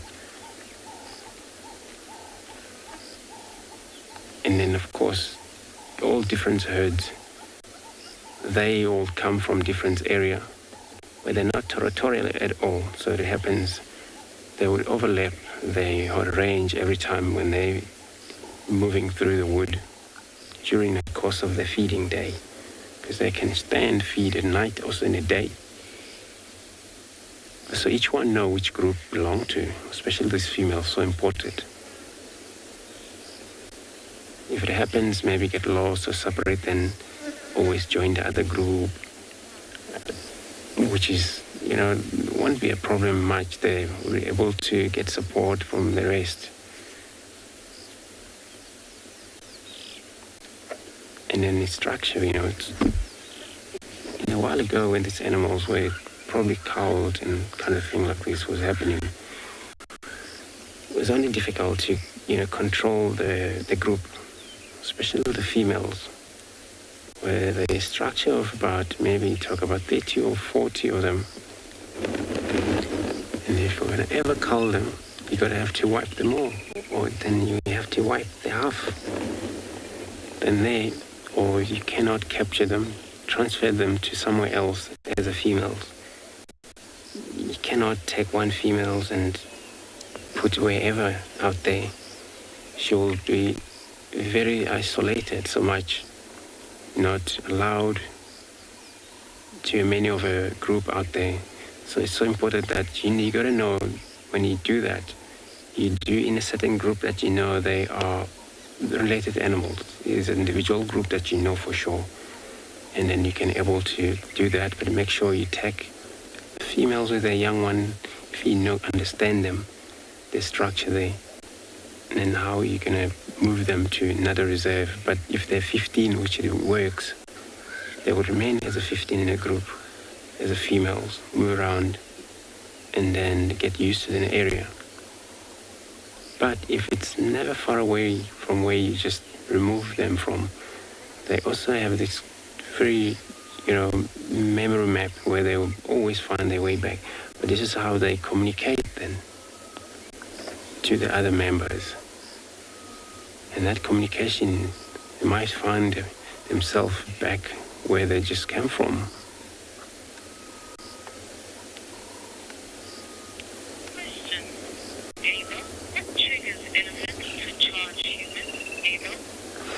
So everyone know what trigger elephant to charge human. Well, a lot of time, we as a human, and whenever we're on foot, we are actually serious target to most of animals. All animals, not only elephants, but for elephants, they, it's self-defense that you see the charged vehicles sometimes is because sometimes they are rotated or there's been so much going on their heads. So when they have mood change quite often, and sometimes they going too much through stuff on their head where it cannot focus, so they're in stress. It's actually stress what caused that charge, and of course not wanting any company. So that what caused the charge there. And that stress would actually drive them to an angry animal. And then when you see that, especially these bulls, when they're on mast, and one thing for sure, you don't want to be around animals like that, because all the focus is to find a female to mate. So, but it's easy to tell that male, even so far away, either he would smell him, or you would probably check the temporal gland for a male. It's sweating hard, and then of course back underneath of the back leg, it's always dripping of the urine all the time. So that punching smell you pick up easily, even though then you kind of like maybe 200 yards or things like that. Of course, then those males are very dangerous when they're en masse. In herds of females, productive, against their young one. So it's quite a few things that it's actually trigger them to charge.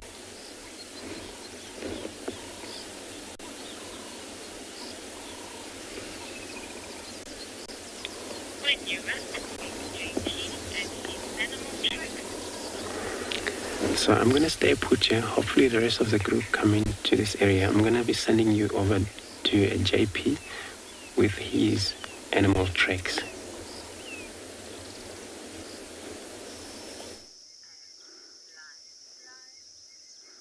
Good afternoon and welcome back to Tswalu. We're just on to a little tracking session again. So we stopped to see what actually crossed the road. And we made the discovery that it was a number of baboons that crossed over here. So if you would like to ask me how do I know it's a baboon, the answer is very simple. Just like us, they've got a opposable thumb, which they use to manipulate their food, as well as holding and climbing onto things, which they are very good with. I just would like to show you the differences between the feet over here. Right over here, we've got a right foot over here, and you can see the opposable thumb over here, and then a number of very broad nails in the front over here. And these nails are also often used very effectively as weapons against potential threats. And for a baboon, one of the biggest enemies is definitely leopard.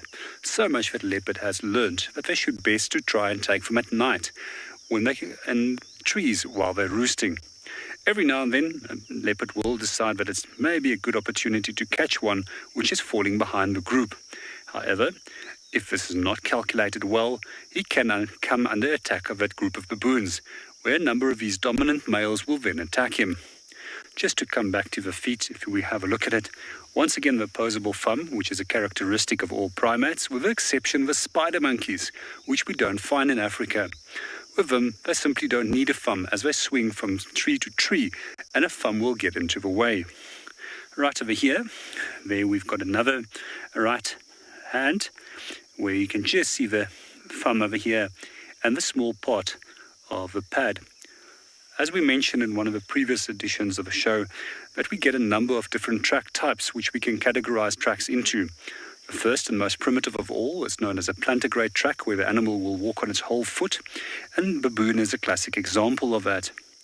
We also mentioned that we do find tracks which is digit grades, tracks which is that of cats and dogs, and then lastly the unguligrade tracks, which belongs to species like antelope and the giraffe, which was the most advanced of the tracks. Just as a quick recap on a few hints on how to look at tracks when we are tracking. Once again, you would always like to try and get the light right. So you put the track between yourself and the sun so that you can get the best potential image. The second thing is always to get the track direction right. So then you need to study the track and determine what it is. And then lastly, sometimes you want to step back and have a look at the big picture of what's going on around you. Especially if you only have a partial track that's been left by that baboon, it can potentially be confused for a leopard or something else. But when you step back, you'll very soon see that there was a large number of baboons that actually crossed through this area.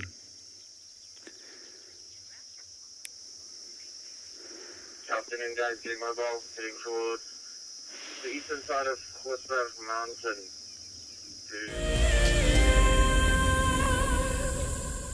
Wild Earth is launching our brand new Explorer program with an opportunity to win a very special Wild Earth expedition. The lucky winner will get a behind-the-scenes Wild Earth experience at the magnificent and beyond Ngala Tainted Safari Camp.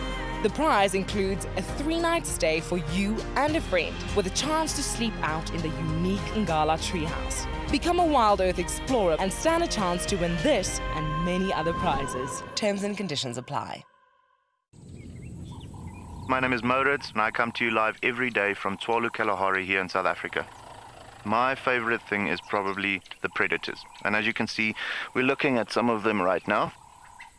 These are the kings of the Kalahari. Spending time with the cats, it's just a privilege. And I love their behavior, you know, the more that you look at them, just the power and the sheer beauty and elegance of them.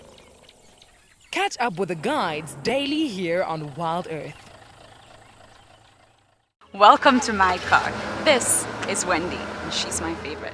She would love to have your name engraved on her so you can be with her every single time she goes on a safari here in Djuma. If you become a Wild Earth Explorer, you will have the opportunity to buy an engraved tag which we will attach to her. We will make sure to send you a digital picture to show you exactly where you are sitting on her. You will have front row seat in every single sighting.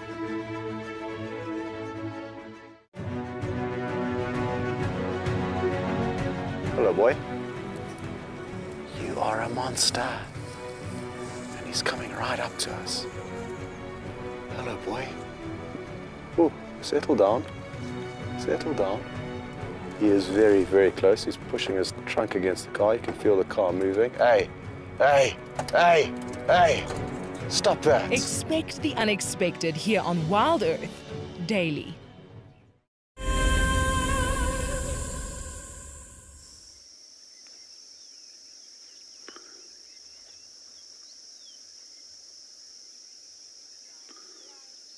And welcome back to Tswalu. We're still just quickly having a look at the baboon tracks and see what they got up to.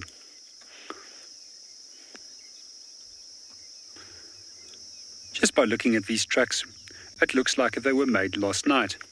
And they're heading to the direction of a mountain where they most likely would have gone and roosted.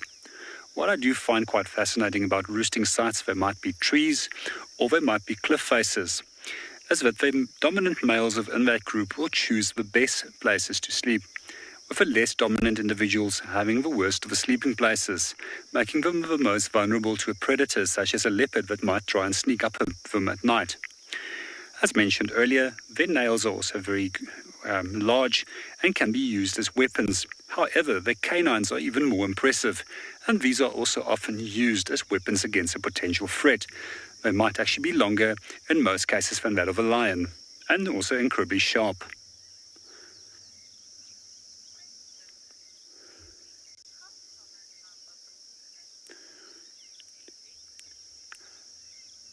Good afternoon, Daisy. They're fairly common in Tswalu. We do see them quite often along the cliff face and the mountains where they will be feeding. Sometimes we find them on the open flat plains areas where they will move into the dune system. But more than often, we tend to see them on the mountain sides.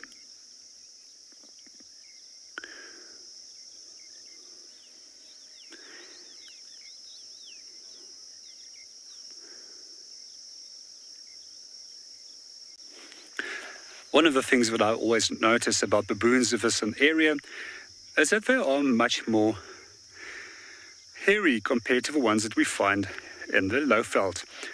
And the reason, therefore, is our winters are much colder.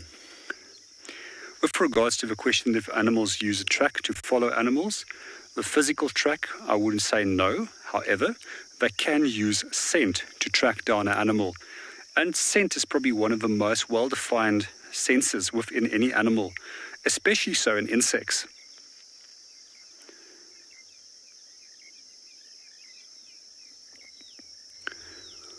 Also, quite often when we do find predators hunting, they'll also deliberately walk diagonally with the wind to pick up the scent of a potential prey animal, and then from there on move into the direction of the wind so that they can detect the animal. We also find quite often that when lions do get separated, they can follow one another by means of scent, as the glands between the feet will also secrete a scent. Quite often when lions also claw against trees, that will also be a deliberate action to leave a scent mark for another individual to smell.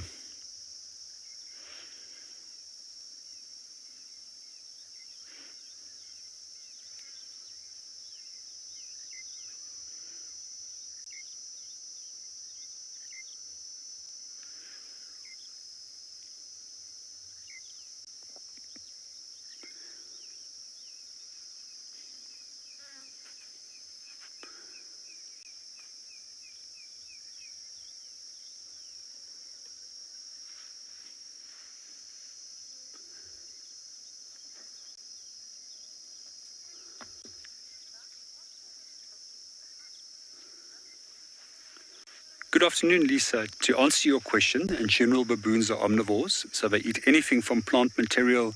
Quite often you'll see them stripping pieces of bark off. They will also go for nestling birds and nests that they will raid.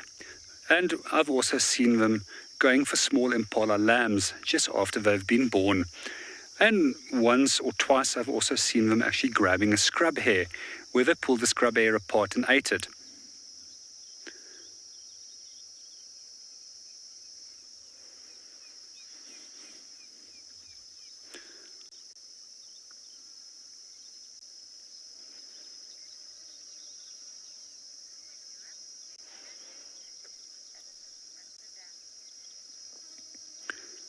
And meanwhile, we're going to hand you over to Andrew, who is currently enjoying some elephant action at one of the local dams.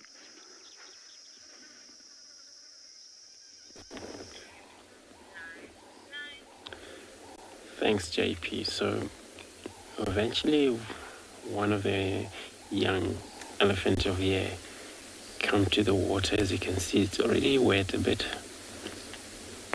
Only drank a little bit, but the rest of the time we're just, pouring water over the top of their body. It looks like it's a female and a young one there. So looking at these young ones, probably age of maybe 4 years and a half, 5 years, somewhere there. Young male. Which it happens, they might maybe separated from the group of other friends, which it happens they maybe far, or they already walk past this area. And sometimes, since it's so much of grasses and they don't have many of the enemies, so they can still take their own time in this area, feed.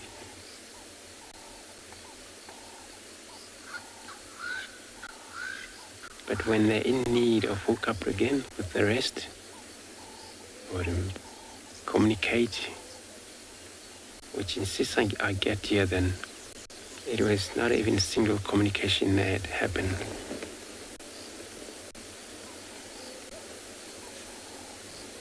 Where maybe they haven't yet in need of reunite again.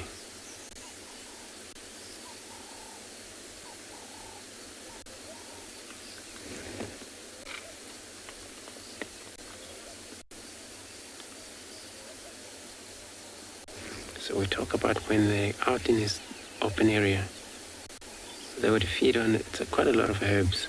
This licorice type of herbs, which is aniseed. And they actually for us smells like really licorice type of herbs, but they are wild. So there is a time they will mix to those.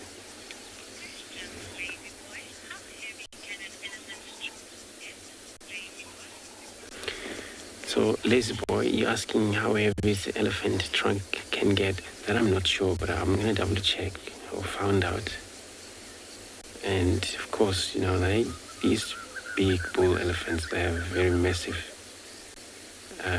long and enough thick trunk. But I'm going to double check on that and find out.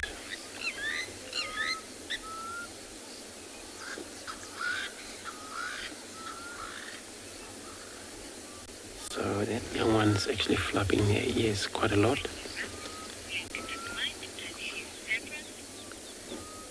It's because of the hot that is taking place, even though they have taken a bath just now. So I'm going to be staying here on put. Then I'm going to be sending you over to Mike. There's Zebra.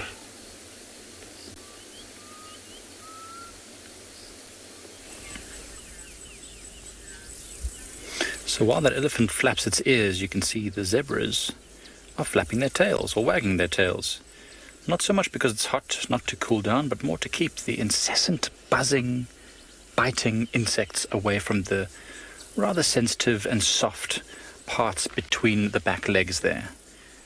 Very important to keep them very protected. Hi everyone, my name is Mike Anderson. Behind the camera is Seb, and you're at Eco Training's Pride Lands Conservancy, where we are sitting on zebra clearings, or at least on the edge of zebra clearings, watching these zebras as well as impalas and a wildebeest, and waiting for a herd of elephants that was just at Ndlovu Dam that is coming from behind us.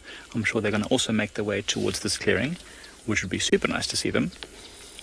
As you can see, the sun is beginning to set. The animals are making their way towards this clearing because it's going to be nice and open for them this evening. I think there's a bit of a windstorm / rain potentially coming this evening. And that's what the weatherman says, but we know how well they predict. So who knows what might happen, but animals are generally good indicators of weather. We saw a few tortoises, Seb and I, over the last few days, being very active. That's usually a sign that there's probably a bit of rain coming, generally speaking. But right now, all is calm, and the zebras are grazing. The impalas are with all their lambs, with the wildebeest just gazing on.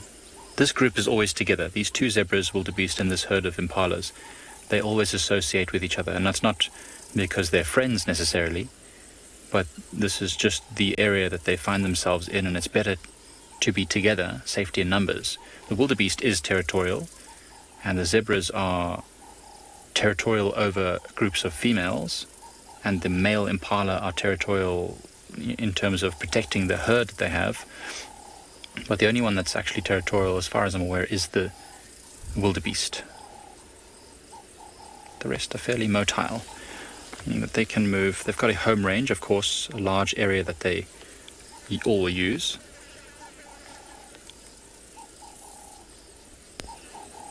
Kayla, zebras are not always in pairs. Now, this group, these two zebras have always been together, but generally speaking, well, I mean, they've been together since we've seen them, but generally speaking, you'll find that there will be one male zebra and multiple females. We have 4 or 5 females in a harem, and those will be together. And sometimes you'll find a number of young stallions and young male zebras together.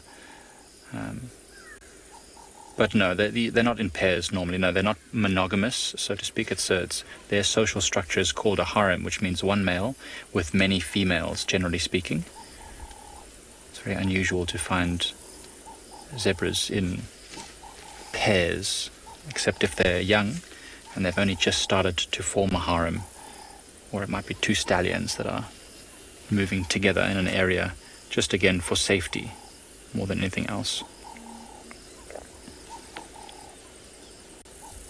Just like what they're doing now. So the wildebeest eats the short grass, and so he's not disturbing the zebra, who don't mind eating the longer, rougher grasses.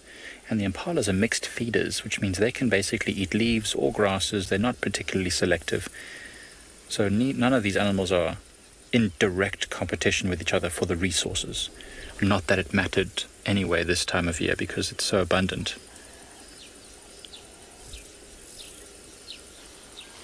So whilst we watch these animals being super relaxed, there's another, my favorite animal, being super relaxed with Lauren.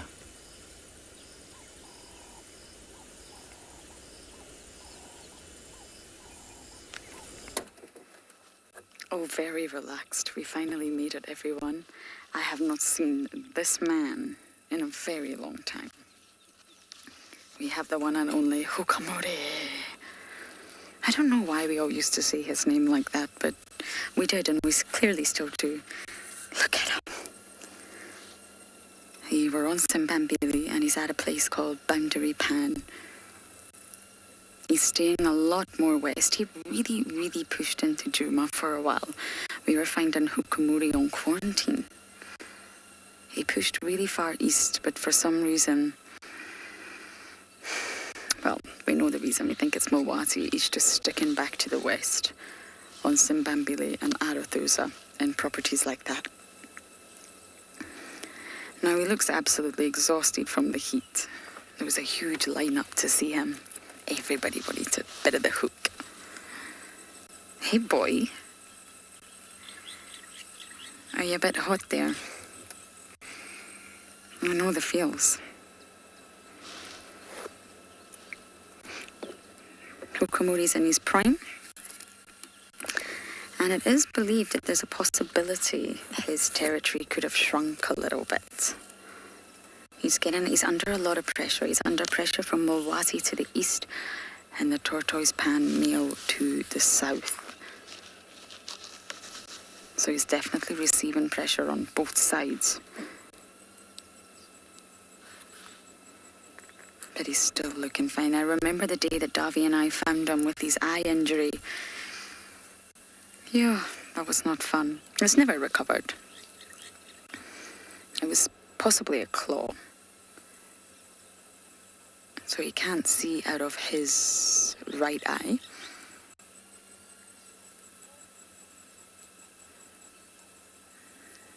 Tiana, you're saying, OMG, Hukamuri is alive. Oh, yes. Hukamuri, I want to ask you something, dear. Why do you not come to Juma? We miss you terribly. Now, his name actually means chicken medicine. Yes, but it's actually named after his mother. The name comes down to his mother, I believe, but if you directly translate it, it means chicken medicine. And I'm not overly thrilled with that. That's why we call him the Hook, the Incredible Hook, Captain Hook. He's a gorgeous leopard, and he's very relaxed. He's relaxed on foot. You can approach Hukamuri on foot, obviously with the right precautions. And he's very relaxed with vehicles as well. He's not shy or skittish or slightly nervous like Mulwati appears to be. I always wanted to see Tlalamba with Hukamuri. But that was just my wish, my dream. He was seen mating with Shadulu not so long ago. So if that was successful and she's pregnant, there could be another litter of Hukadulus.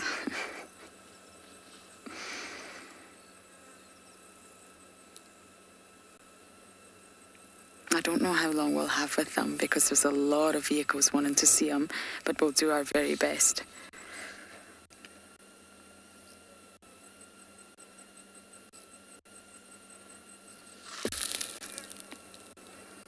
Sam, you are 6.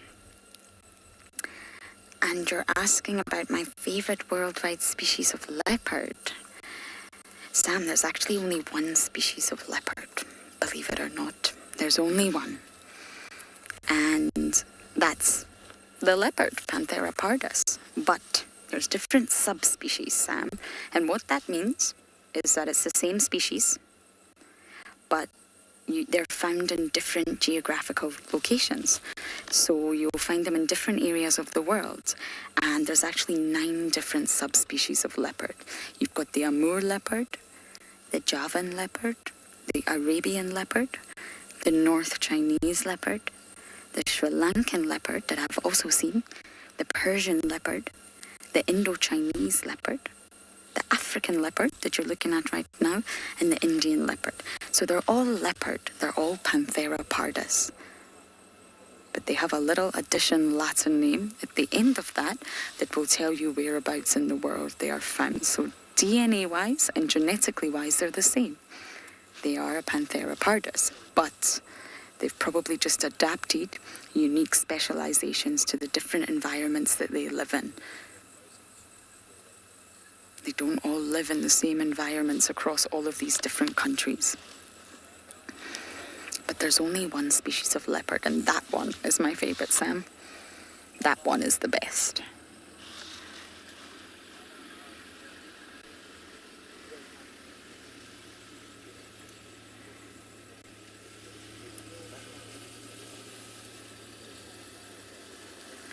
So we're going to try and stay with Mr. Hukamuri here as long as we can.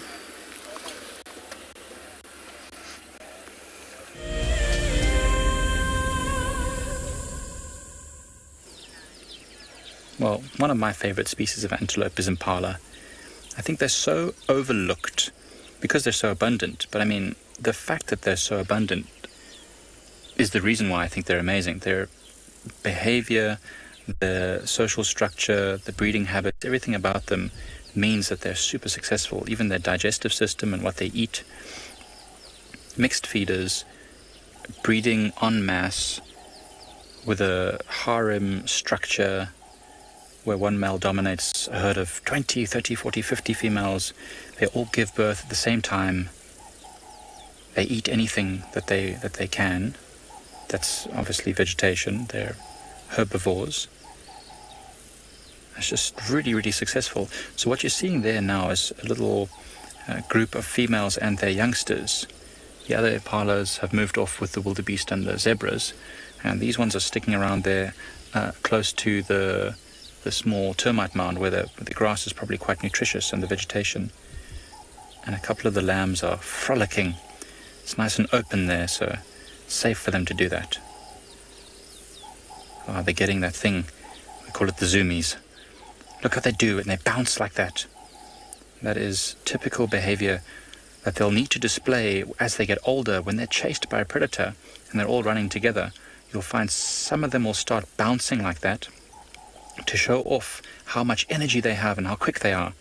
And that will be what tells the predator that they shouldn't try and chase them because we're too fast. It's a really amazing strategy. All these strategies together mean that they are super successful antelope, numbering in the hundreds of thousands just in South Africa.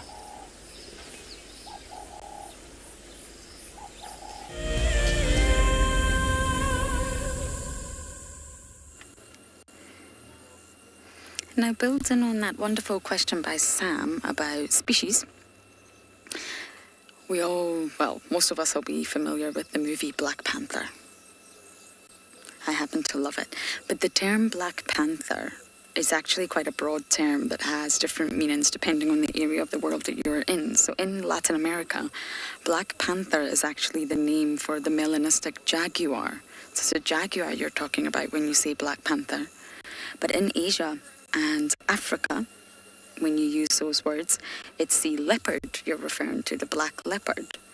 Now in North America, if you use the word Black Panther, you're normally referring to either black jaguars or pumas. So this is due to melanism, and it's the same species. It's still Panthera pardus. It's still a leopard, but what's happened is that there's an undue development of the dark-coloured pigment called melanin in the skin. And this is why the leopard looks entirely black. And melanism comes from a Greek word, and it basically means black pigment, as you could have guessed. And it's actually been proven that melanistic cats have a more balanced nervous system and a faster response than other cats. I'm not entirely sure why, but there was a study that proves that melanistic cats have a more balanced nervous system. And you do find black leopards out here. They're not completely black. If you look really closely, you will see the outline of rosettes, but they do appear completely black. You will find them in areas like Kabini in India, and there's also said to be quite a high population of them in Harena Forest, Ethiopia. I actually went to Harena Forest, and it's one of the most beautiful places I've ever been in my entire life. We didn't see a leopard, but it is said that there's quite a high population of melanistic leopards there as well. So when you say Black Panther, you could be referring to different species.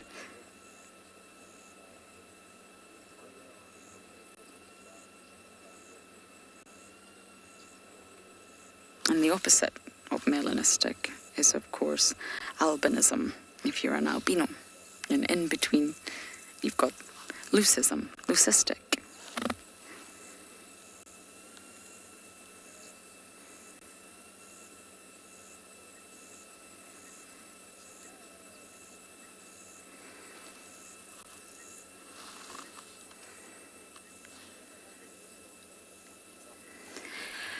Josh, they can and they do, but they tend to avoid it.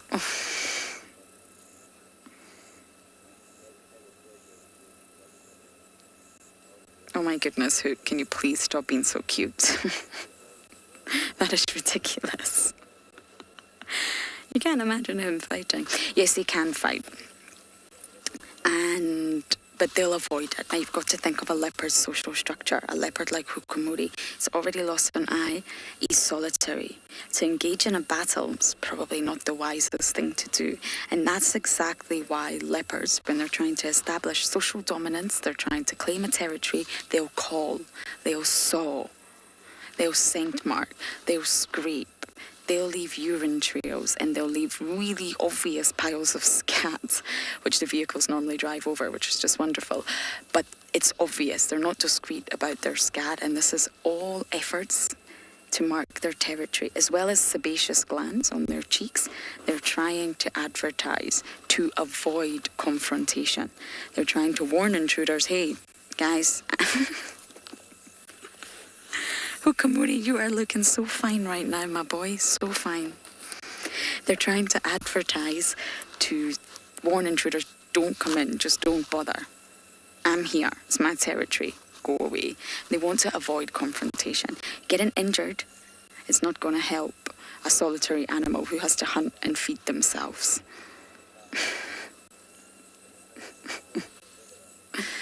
So they do something called lateral presentation. We saw Hukumuri do this with Mulwati over the Shadulu mating sighting, where they'll walk side by side, sawing, trying to make themselves look as big as possible, to present themselves to one another, to avoid conflict. Okay, so I'm going to sit with Hukumuri just a little bit longer, and we are going to send you over to Mike and his elephant.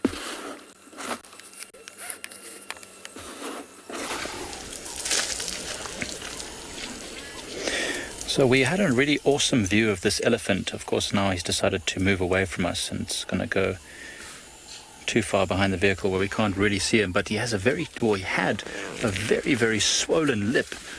I wish we could have shown you it, because it was really swollen on the one side, and he was walking towards us. We were sitting in front of a little mud wallow where this elephant then came directly to the mud wallow, and we watched him. He was really throwing dirt like onto his lip, underneath his trunk or underneath his tusk, and he was trying to like scratch at it, and then he went throw mud under it, and it's really swollen. So he's obviously got an infection under his tusk there.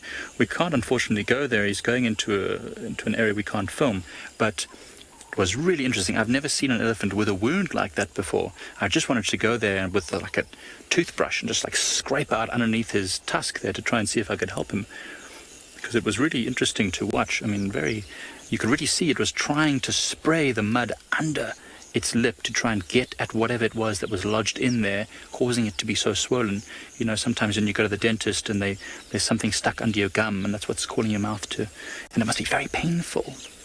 So immediately when it came towards us, I actually said to Seb, let's rather move away from this elephant. He looks pretty calm, but he's got this massive toothache, and I'm sure it was going to be causing problems.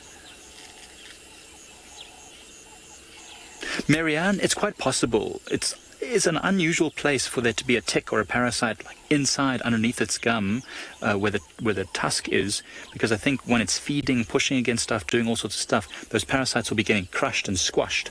So I think it's probably more likely to have been a thorn or a piece of splinter that's gone under there, and it's actually wedged under its lip, and it's causing it to be very swollen and uncomfortable. Now, these animals are quite resilient. It's probably going to eventually work its way out through the normal action of it eating and breaking branches and things. But I think it's less likely to be a parasite and more likely to be a wound of some sort.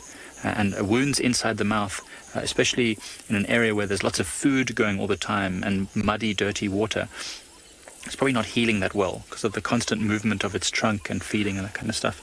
But I'm sure eventually it will work itself out. They're very tough animals, very resilient. But it was important that we moved away from the elephant because animals are generally quite predictable. But that one had an injury that could potentially have been causing it lots of pain and therefore make its behavior unpredictable, because perhaps we're not doing anything wrong, but the elephant just gets annoyed by the pain and just decides to take it out on the nearest person or vehicle or creature. So it was best that we just moved away to give it space rather than to sort of wait it out. I always try and be more cautious. If it was not for that, I would have probably just waited there and the elephant would have probably just mud-wallowed right next to us. We would have been spattered by the mud. But anyway, quite a beautiful experience, and nice to be able to be so close to that elephant and really see that injury, which I hope will turn out just fine.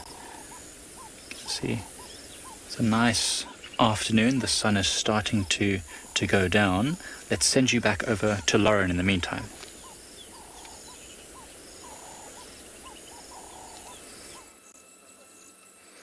A tawny eagle off in the distance. A hyena walked past as well, and Hukumuri hasn't blinked an eye. He has rolled back over though, which is wonderful. I didn't recognise the hyena. We are quite far on Simbambili, and of course as soon as we got there it moved. I also really want to go to the hyena den, but I think I'm just going to stay as long as I can in this sighting and spend time with this boy.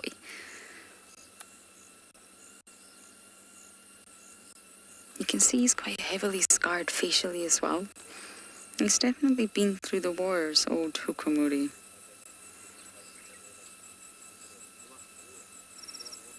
He's been seen numerous times with porcupine quills sticking out of his neck. He definitely goes after porcupines, but he's renowned for hunting warthogs.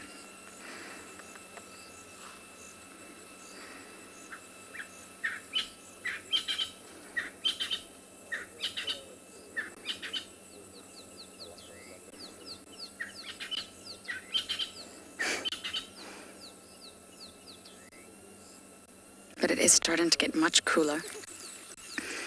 Andrew obviously had Shadulu and she was heading back west. She was heading this way. And for a male leopard within their territory, within their area that they claim as theirs, they will have females. Many females. The bigger the territory that you have and you can claim as yours, the more female territories you can have residing within your territory. The more the better. It means you get the chance to be the dominant male over all of them, and you can get mating opportunities with all of them.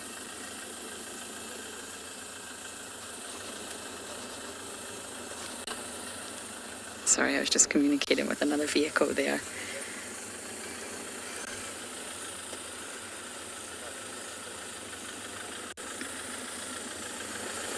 Ava, you're asking which animal is fastest, a leopard or a cheetah? Well, I can tell you, 100% a cheetah, without a doubt. Cheetah's actually the fastest land mammal. So they're faster than lions, they're faster than leopards, they're faster than any of the land mammals. All the antelopes, the impala that you see running, even the small ones that seem to be able to run really fast, like the steenbok and the duiker, the cheetah is the fastest. They can get over 110 miles per hour. But their bodies are equipped for being fast. Now, Hukumuri here's a leopard, and his body is magnificent, but it's not really equipped or specialized for being fast. You see, he's big, he's bulky, he's muscular, he's got a really, really large skull, large teeth. All of these things would weigh him down if he was to try and run fast. They can run fast, leopards, but not for long. Short bursts of speed, and then they need to rest again. Leopards here, they are specialized for going up the trees. They're so remarkable at doing it. Their claws, now you can't see the claws, they're hidden inside his big paws here, but they'll bring out their claws and they'll cling onto the bark and they'll pull themselves up to the very, very top of trees.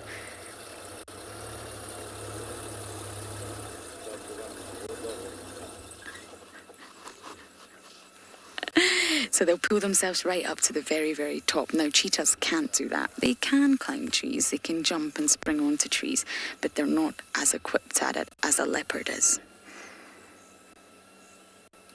Leopards are the best climbers. So each predator out here, your hyenas, your wild dog, your cheetah, your leopards, and your lions, they're all equipped at being sort of specialized at something different.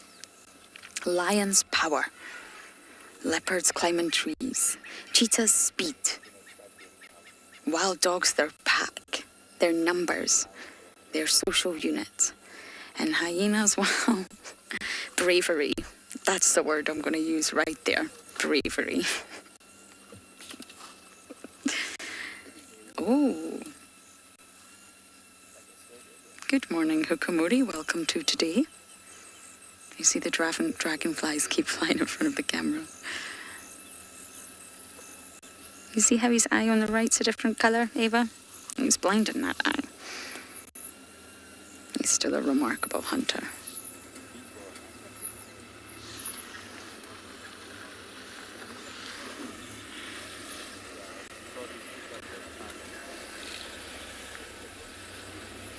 He's so gorgeous. He's got very tattered ears and a scarred face. You can see that he's definitely been through the wars. He's had a lot of battles. Competition for the ladies and for food.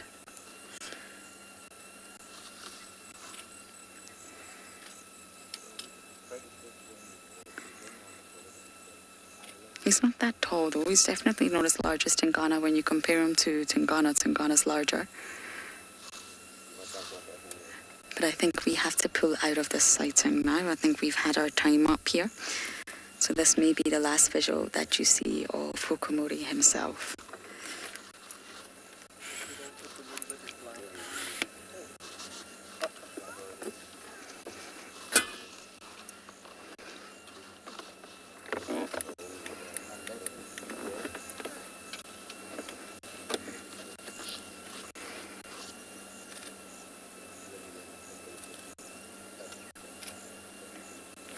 What a wonderful time with our gorgeous leopard here. And talking of cheetah, we're going to send you across to Kim, who already has them.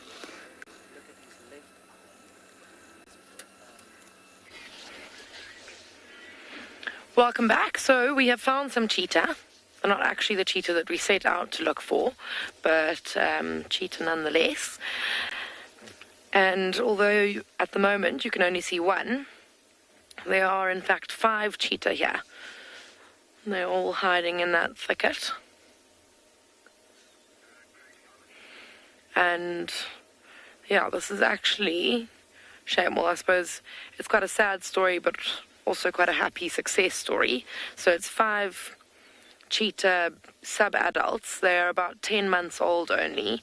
And when they were, I think, 5 months old, their mother was killed by a lion, and one of their siblings was also killed. So they've had quite a tough go of it. And I think it's 2 females and 3 males. And I think that they'll stick together for quite a while. But I mean, it's quite amazing to see 5 cheetah all together. Be a little bit more amazing if they were to come out of the bush and we could actually see that there were 5 cheetah, yeah, instead of just the one.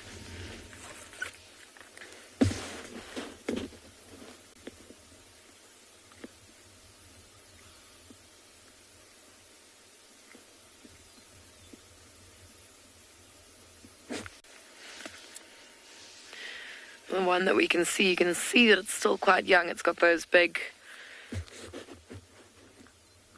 cub eyes. And you always know, like an animal that looks young, it's got that kind of different look in its eyes.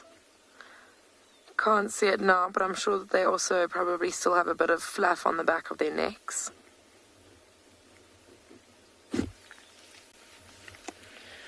And they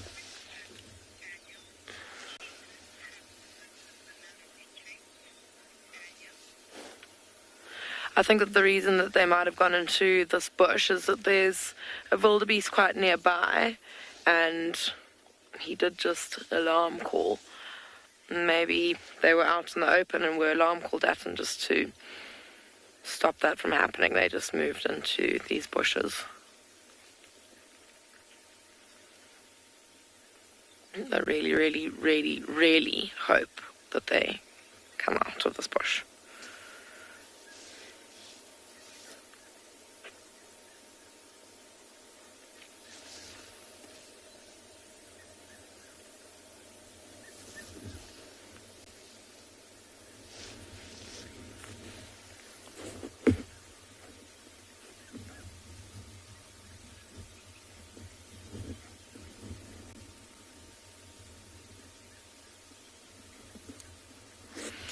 do look quite relaxed there, though. All nice and hidden.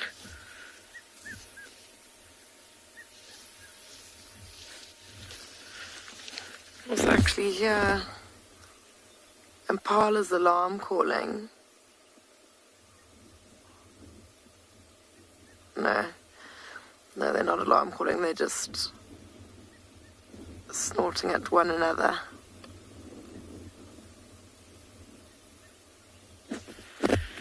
And they're too far away, they can't see the cheetah, so they're not calling at the cheetah.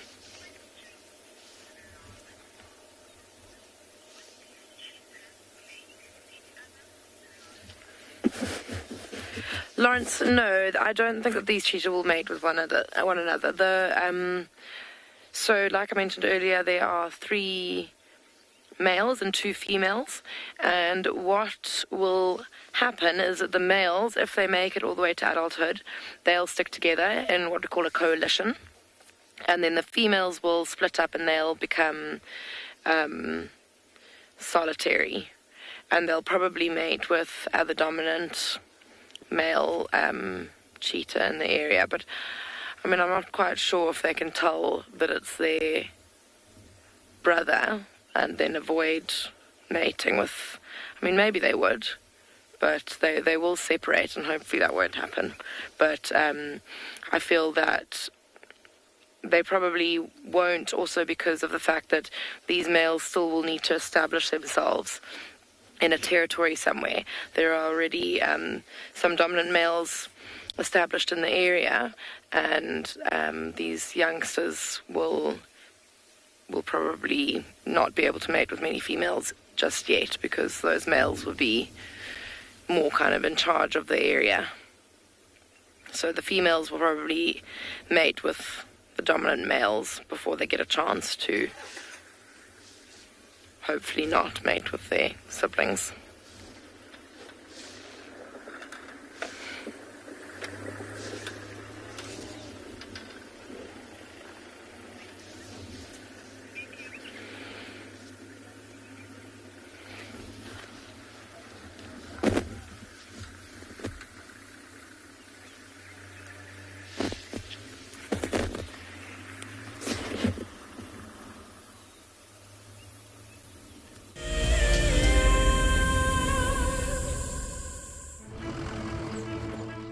My name is Taylor McCurdy, and I work for Eco Training.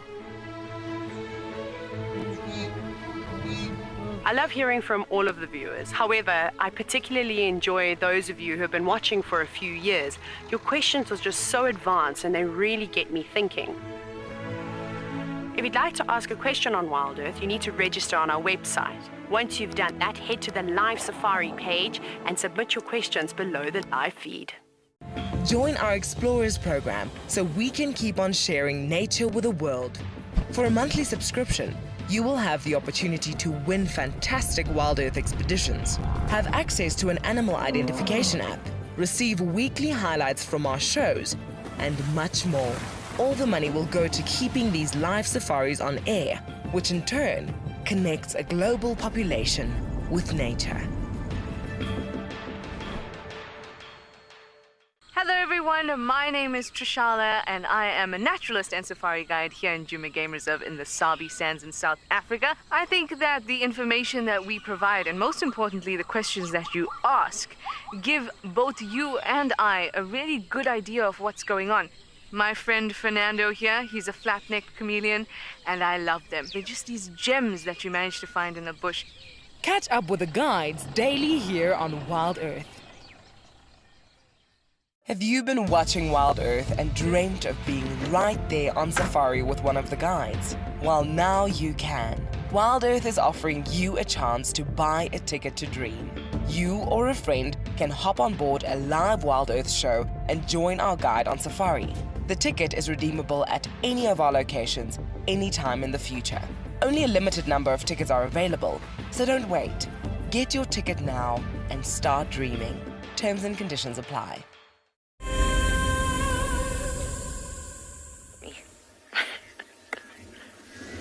So we can now see, yeah, we've repositioned a little bit and you can see that other cheetah a little bit more clearly, and you can see that fluff on the back of her head that we were talking about. Oh, you can actually just see the paws of one of her siblings a little bit behind. We're going to quickly send you over to Lauren.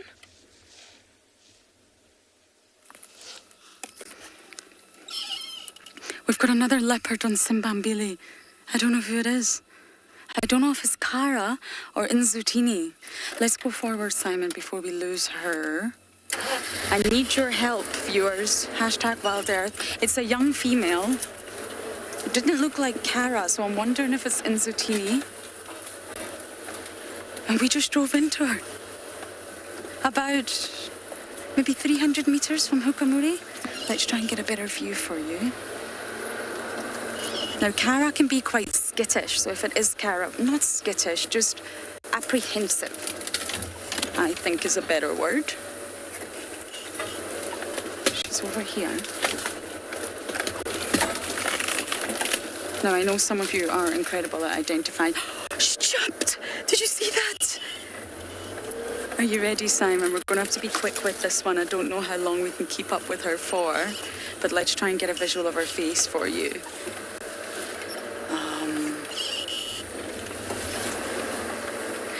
Oh, we had her so perfectly as well.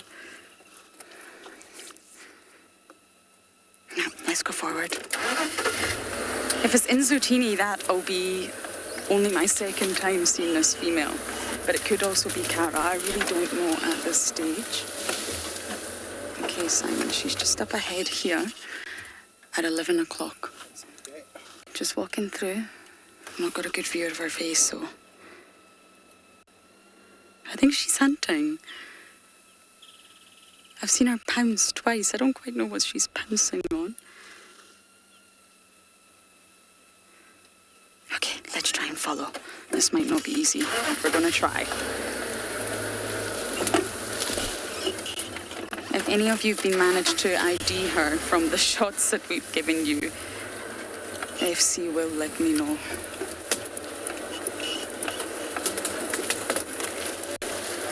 Simbambili is the land of leopards today. Ah, there she is. Perfect, perfect. I'm going to try and get it. Oh, hello. I think it could be Cara.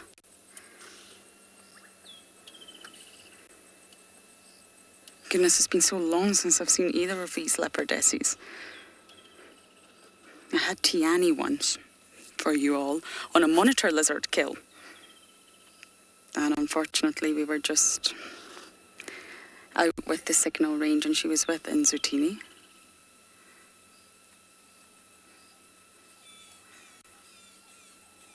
Look at her just weaving her way through the thicket.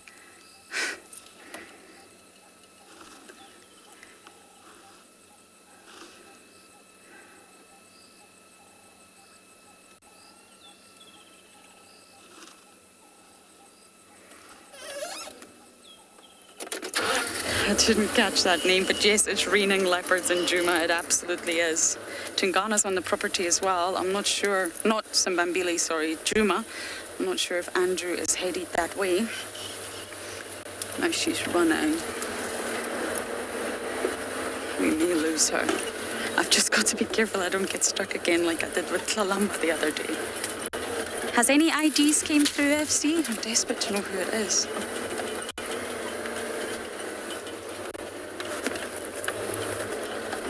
Yes, I thought so. James Richard, you have confirmed it is Cara. Thank you so much. When she turned round to face the camera, I recognise her. So for those who don't know Cara, Cara is Shadulu's daughter. And this will be her starting to get ready with her territory. Now, she's not fully territorial yet, but this will be her starting to practice. Shadulu left a section of her territory for her, as most female leopards do. So Shadulu will have shifted, and Cara will now have a section of that territory. It's gorgeous.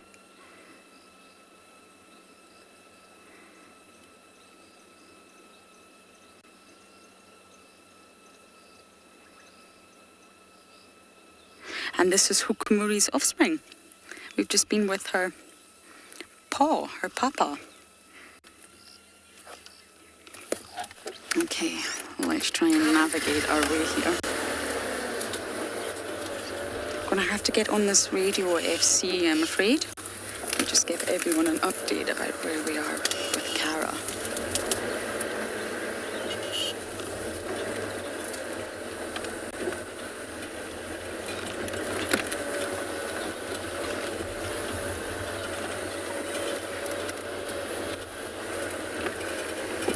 And where are we? That's a great question.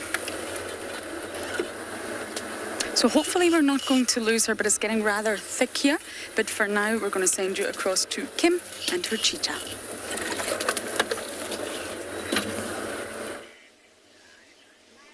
So we've, like I said, repositioned, and they are showing like little signs of moving.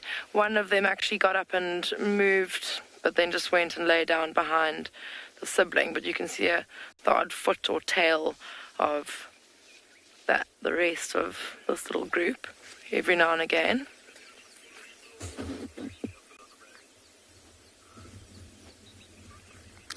And this one closest to us that we can see the most of was showing some interest in some nyala that came past.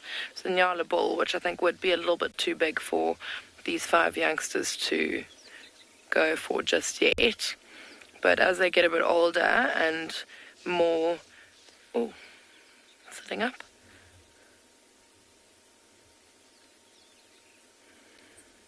as their skills develop, I think the 5 of them will be quite a formidable hunting team if they can get it right. Oh no, it's not the direction we were hoping it would move in. Okay, so now we can see a foot.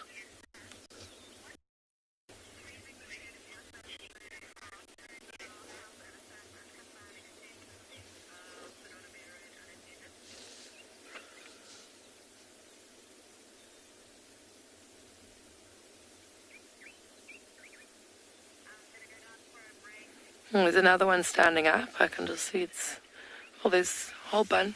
2 are standing up now. Come on. Come out, you guys, come out.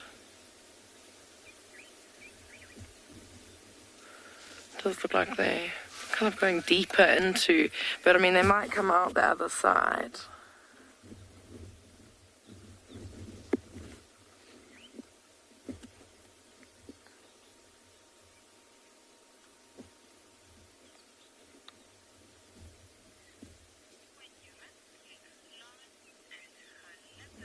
Oh, they're moving out. Looks like they're coming into the quarry. I think, well, let's just... Yeah, I can see them moving out the back. Oh, okay, I'm just going to move forward. I actually think that they might be sitting out on the other side of the bush.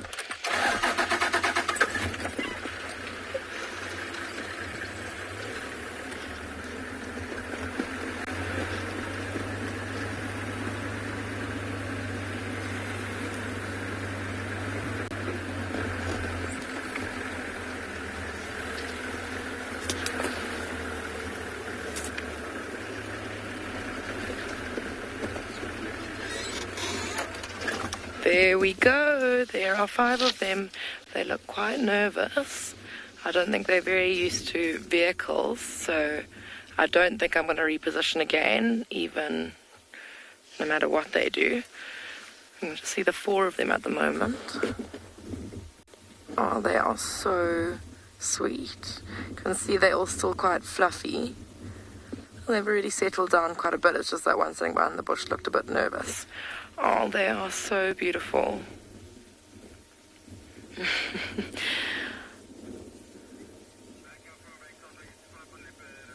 This is so cool to see this many all together.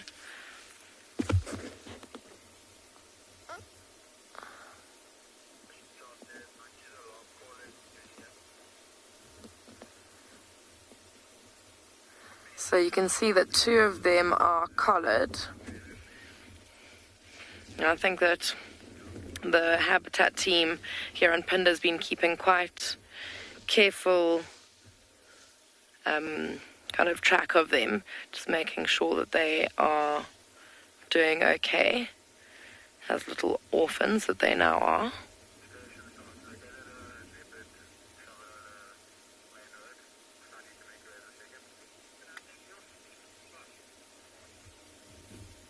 I'm very, very, very chuffed that they decided to come out. They all like yawning.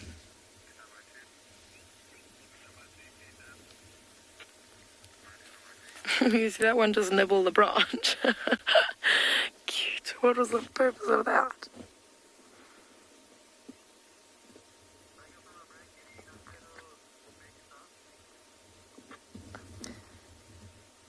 I wonder where the fifth one is. Oh, okay. I've just seen the fifth one sitting right out in the open, but it is behind a bush for us. And like I said, I don't want to move again because I think that, yeah, I don't want them to be agitated, and they seem to have settled down quite nicely.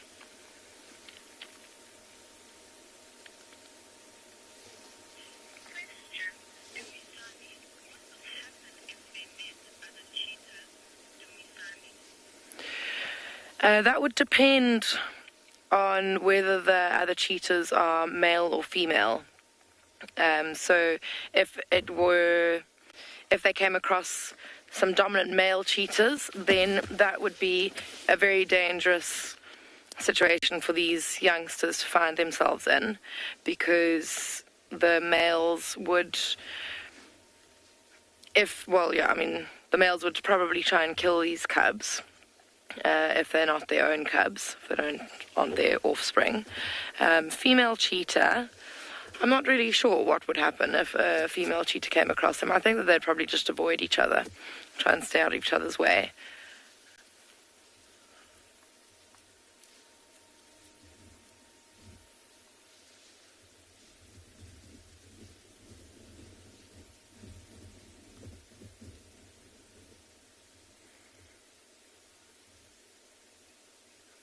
The fifth one is now walking, coming out from behind the bush.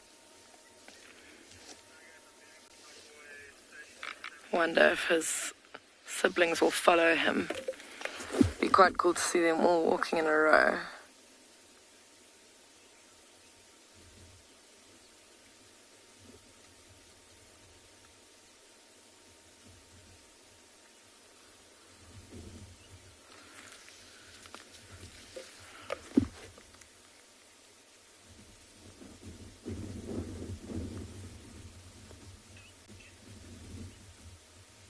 Did a little call there. The other one's coming down.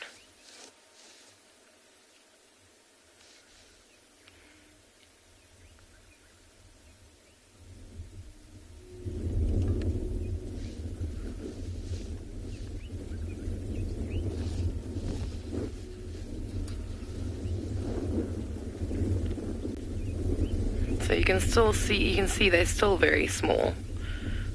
Definitely not fully grown. Only at about 2 years old, maybe even a little bit older than 2, will they actually be fully grown. Shame that one's definitely a lot more nervous than the others. It's like skirting around inside the bushes.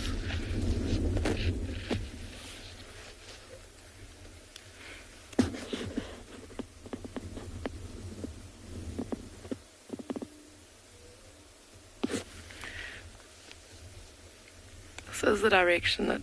Oh, here comes the nervous one, shame. She keeps looking at us. And she's doing a bit of a wider berth than her siblings did. Shame. Oh, that's a male, actually.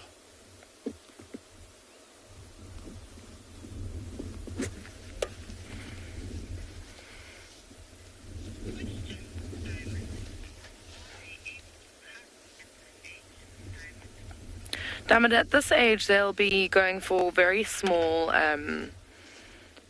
prey species, so things like scrub hares.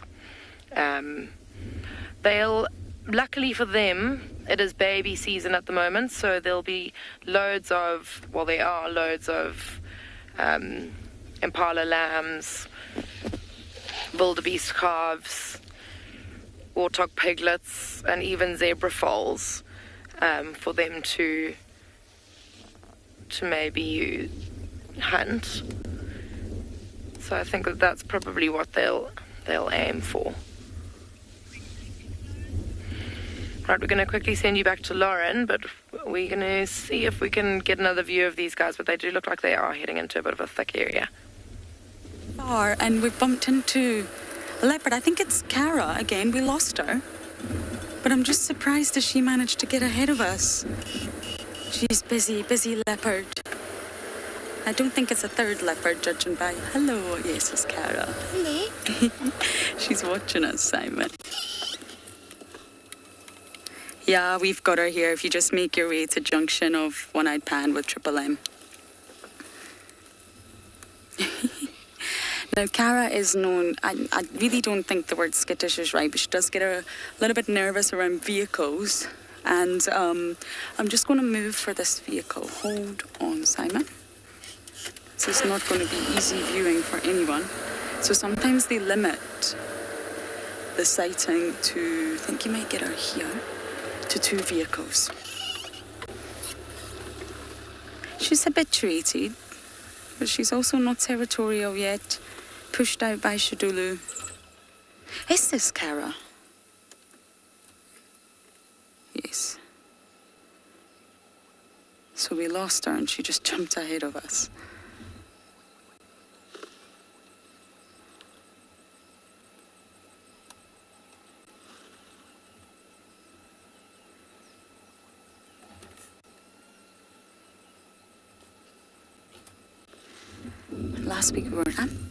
Last week we were not finding any leopards whatsoever.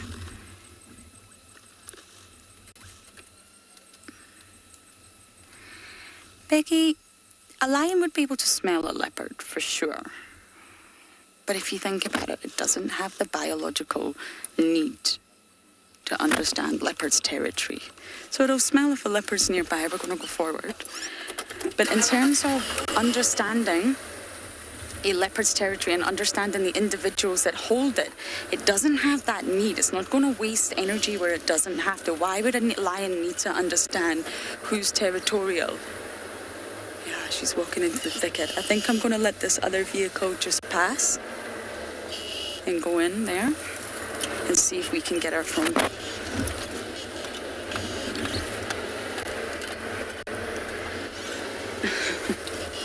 Sorry, everyone. I'm just going to let them pass. Yes, they don't have the need. It's energetically costly to compute, to understand, to send, to sort of understand exactly... Sorry, the director's talking in my ear and there's a vehicle and I completely lost my thoughts. We have lost a leopard. I'm afraid we don't have anything to look at. Let me start again. So yes, the lion will not be able to identify a leopard's territory, but they will be able to identify the fact that there's a leopard nearby. There's a male leopard nearby or a female leopard. But leopards, individual leopards, can actually identify other individuals by their unique code in their marking fluid. They've got a unique code. Kalamba will not be the same as Cara, will not be the same as Shadulu, will not be the same as Hukumuri. Oh, we've got some elephants. Let's see if we can give you some view of elephants, and we might end up seeing Cara again. We also might not. She's not loving the camera today. So I hope that made sense in amongst my mumble jumble there. There's a lot of multitasking. But yes, an animal is only as intelligent as it needs to be, and an animal will only have a cognitive ability that it needs. It doesn't need to understand the movements of leopards. Doesn't need to understand their territory. It needs to understand its own. It needs to understand neighbouring prides. Talamatis need to be able to recognise the Nkahumas, and the Nkahumas need to be able to recognise the Talamatis, so forth. They don't need to understand who's Tingana and who is Hukumuri and vice versa. Okay, I think we've lost our elephants and our leopards, so I may finally get to the hyena den, unless we end up bumping into another leopard. So for now, we're going to send you across to another live location.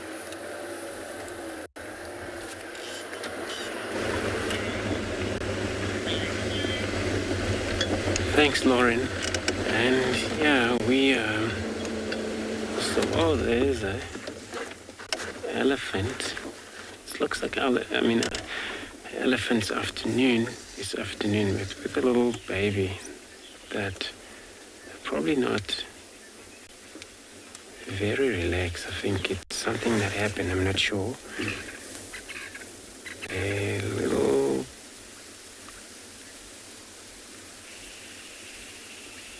looks like we're gonna head to the dam there, because there is more of a swimming. Maybe found there's a male, that's why she's not happy. I'm not sure, but we're gonna go to the dam. Hopefully we'll see what's making noises in the waterhole there, Gary Dam. So we're gonna carry on. But it was an update in this area where that's why we work around here. That was a Tingana. It was sighted around here. And then on the eastern side of a Gary Dam, and the last sighting that he was moving into the very thick stuff, the guys couldn't keep up with him. And then they say that, if you keep west from that direction, you may end up somewhere around the Gary Dam. So at least we know that could be him that moved maybe between a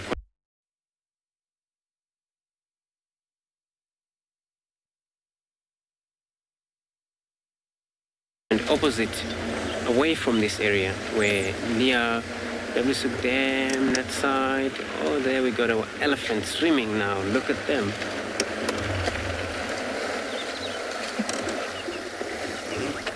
They're all just having their best of time swimming. Where here, I think it's all about a good timing for them to be this time of the day. Or maybe they might stop swimming because of us. We're here, we will see.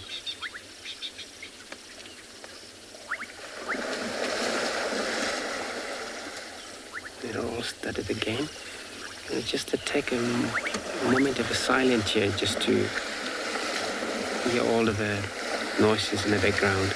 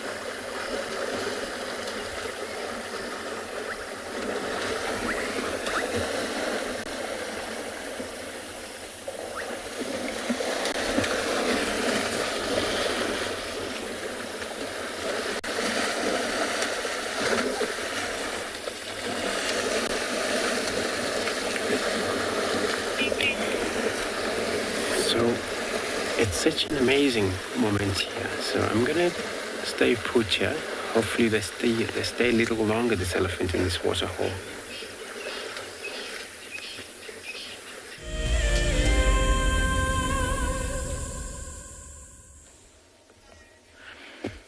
So these cheetah are now on the move, walking across this open area, which is so cool. I'm really happy that we got to see them coming out of the bush. There are some zebra in the background, and you can see that they are staring quite pointedly at the cheetah. Look at that one's like walking straight towards the zebra. It's definitely a little bit too big for you, unfortunately. Or maybe they haven't quite realized what they can and can't hunt yet, because oh my gosh, he's literally stalking them. I think she's gonna chase them. She's got her head down and ears out, like she's gonna try and... No. Oh, I thought she was gonna have a little run. The cheetah are literally walking towards him, though. There's another one that's having a go. I mean, you can see those zebra aren't very worried. You can see the size difference. I don't think they do have anything really to worry about. But wow, I mean, how cool is this?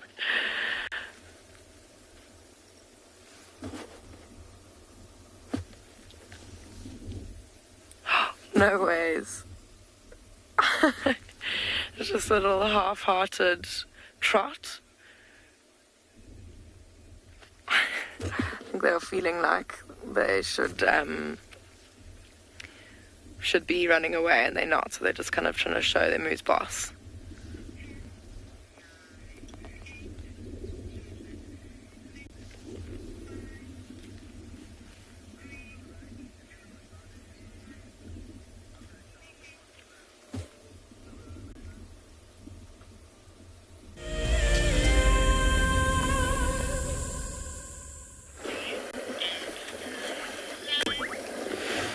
Thanks, Kim. So, we're lucky enough we still got these elephants still swimming here. But we're looking at all different age layers. So there's probably still in part of the herd. And then that female that she was trying to move away from us, it happens maybe she's part of the herd, but maybe she's not comfortable with company, cars. Because she actually moved. I don't know, I was expecting her to return back to this waterhole. But maybe she just moved permanently for now. Where elephants, when they swim, this time of the day, it's always so important to see them swim. Where it's actually been very hot day today. But they can do it at night when they want to, not a problem. Elephants love water, and they love playing with water, swimming.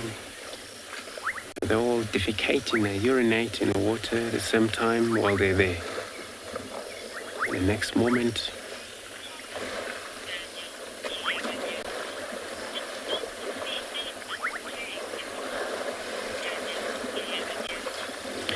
Daniel, 11 years old. Indeed, you're very right. It's such an amazing to see them do that, especially over here. We're looking at the few different age, but looks like all young, different age of males.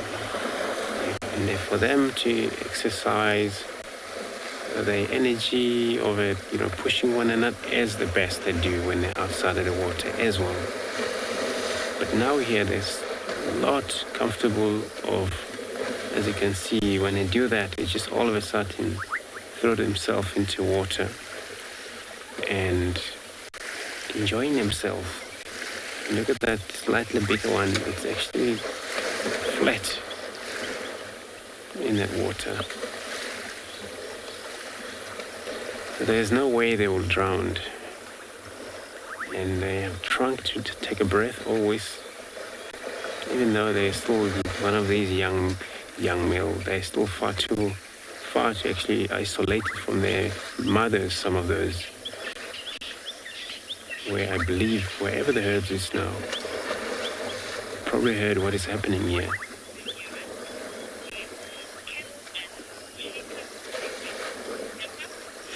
So I'm going to be staying put here again, sending you over to Kim with a cheetah chasing on zebra.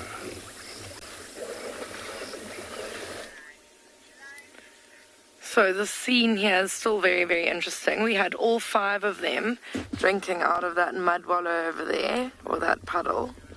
And the zebras keep on coming back towards them. They want to keep an eye on them, make sure they don't try anything. And there's been a bit of a back and forth because the zebra keeps coming towards the cheetah, and then the cheetah turns around and like chases them off again. And then it's back and forth and back and forth. And they now lay down there in the grass. We are just keeping our distance because we don't want to intervene too much, and we don't want them to change their behavior because of us.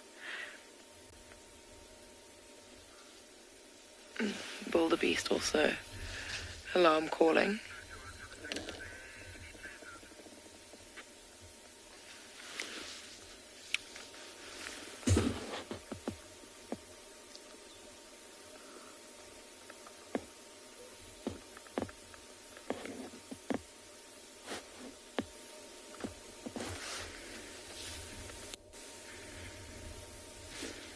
What an awesome sighting this has been. From them being right in a bush and we weren't going to be able to see them at all to this. Pretty unexpected but exciting turn of events.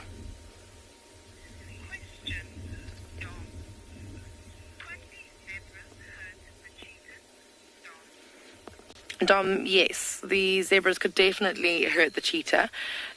Zebras have got a very, very powerful kick.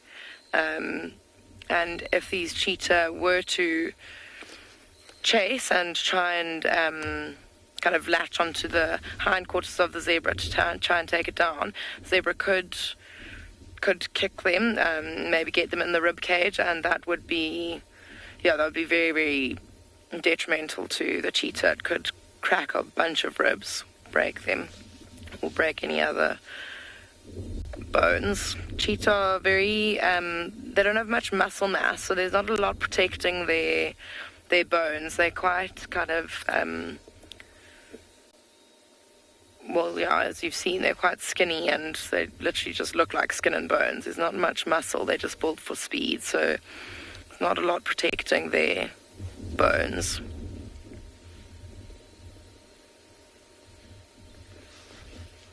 Especially these little ones, I think they're a little bit more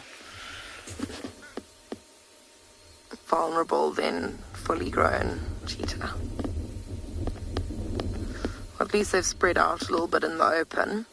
It's a little bit more characteristic of cheetah to be out in these open areas.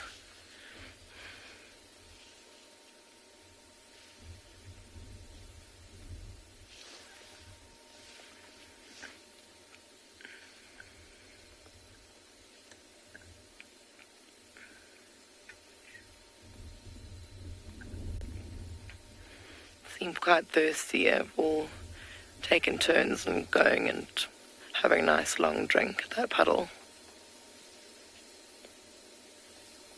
And the zebras aren't letting up, they're just still keeping their eye carefully trained on the cheetah.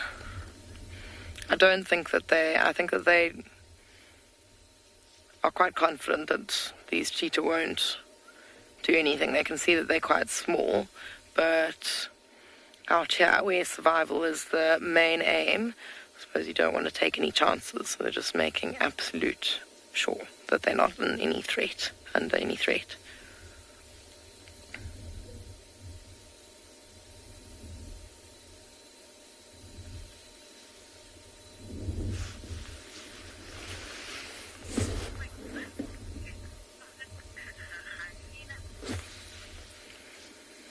Well, it's starting to get zebras coming back for a chase.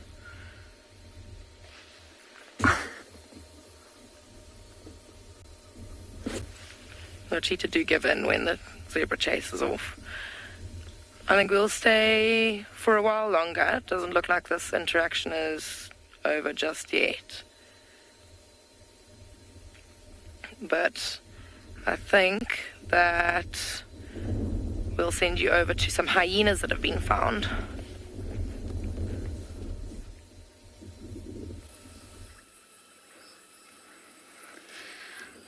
Well, we left the west.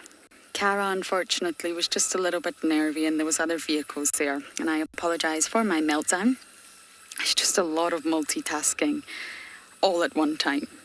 And the heat, probably. So we've raced to the hyena den. I think this is Comet. I think I can see a blind right eye. And Corky's little daughter was out having a good play with them as well. I can't see any other adults, but I can see some cubs at the den. Now I'm hoping our IR light works. It's been a bit temperamental these days, and if it doesn't, then of course we'll leave. Comet's one of the males, and it's really, really good to see him around. It's been a while since I've came to the den and seen Juma clan males around here. Those sightings have been few and far between. I don't see Ribbon, I don't see Heart, June, or Corks, or even Intima. But it's possibly because it's still really, really hot. They might wait until it gets a little bit cooler before they come to the den.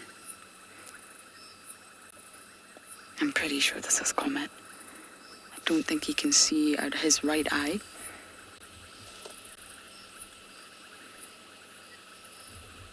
The males are welcome here. It's a communal den. It's not that they're unwelcome. They're absolutely welcome. We see Swazi here a lot. But for the other males, a little bit worried about KHOZA, I must say. Michael and I had a discussion. He's not been seen for a very, very long time. And I also haven't seen Saka. Saka was a very charismatic male, and I have to say, I miss him dearly. He's not been sighted in a long time.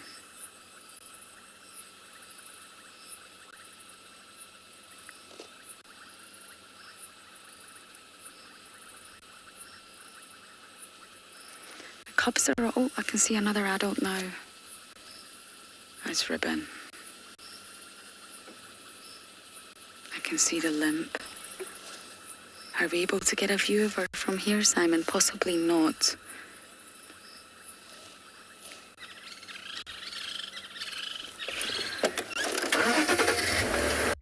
Daniel, age 11, you're asking, would hyenas kill intruders to the clan? I'm pretty sure it's Ribbon. We're losing a lot of light, but I saw the limp. Yes, they could. They absolutely could. I've seen battles with hyena clans up in the Masai Mara. And yes, clans will stick together and it can get rather nasty. Or is it Ribbon? Hold on, no it's not. Is this Corky?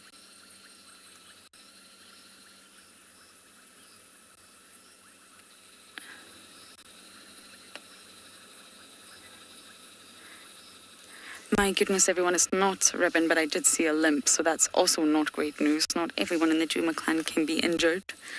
I'll need your help, hyena experts.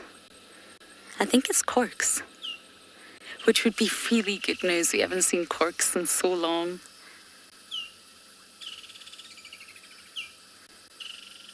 A few of you have actually been worried about her as well. She was seen on the dam cam, though. I think it is. I find it really difficult to tell with the IR light on. I think it's Corky. Ah, what an afternoon. No wonder I'm so discombobulated.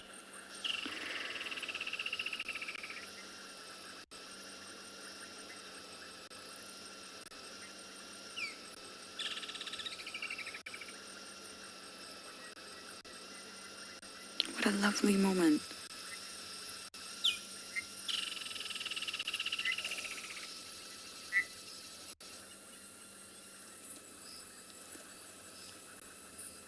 I didn't catch that name, but you're saying you really hope Ribbon's limp has improved. I agree. I am obviously concerned about her, but I also am very aware that hyenas just bounce back. Really, really bounce back. And they're strong, they're resilient. I think she just needs a really good meal or a few good meals. And I think Ribbon will be fine. but she was looking rather skinny, and I hope her absence at the den tonight maybe signals that she's off getting food somewhere.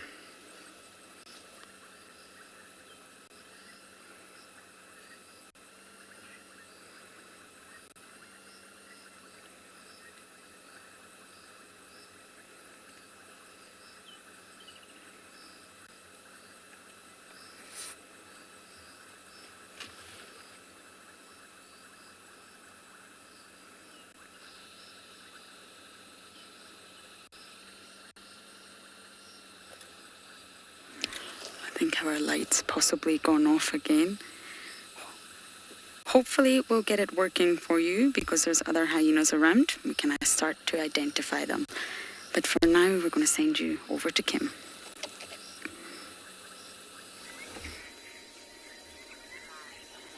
Goodness, we've got quite a dramatic scene unfolding here. One of the cheetahs actually did give chase to the zebra, and the zebra obviously turned around and had quite a go at the young cheetah. And there's still this back and forth going on, but it seems to be getting a little bit more dramatic.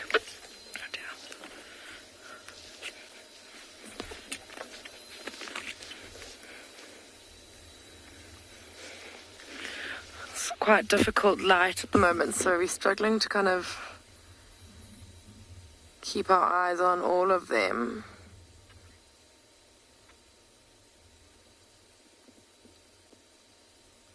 I think there's 4 there that we can see.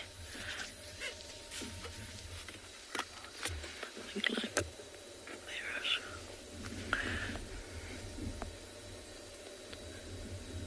there. Maybe a bit left. And we just, oh, there you go.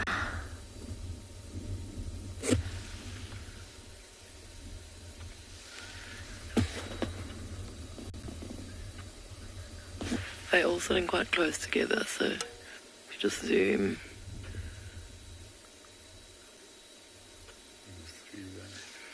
Yeah, so like I said, and we are just trying to keep our distance because we don't want to interrupt what's going on.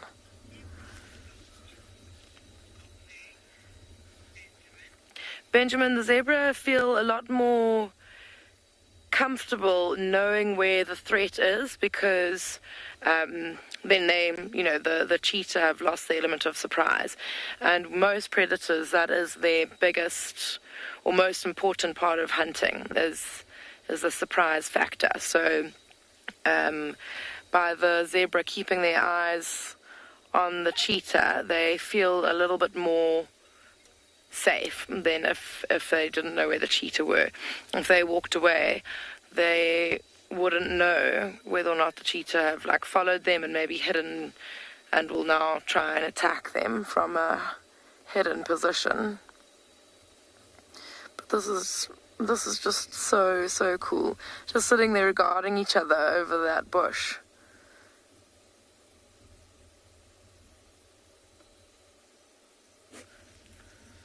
I can't even believe how lucky we are to be seeing this. And it's also very, I suppose, quite a good thing to see, to witness, knowing that these youngsters are, you know, they seem to have a bit of confidence, and even if they know that they aren't going to hunt these zebra, this will probably be helping in developing their skills. Just sussing it out, working out whether or not a zebra is a viable option to hunt. I think that deep down the instinct tells them that no, it's not a viable option, but, you know, why not try? Practice.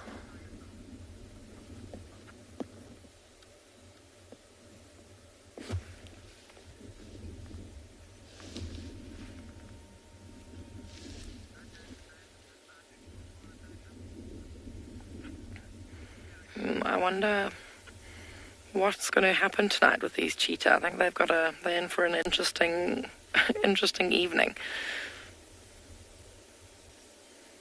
They were very, very skinny Yeah, the zebras look like they're walking past them, or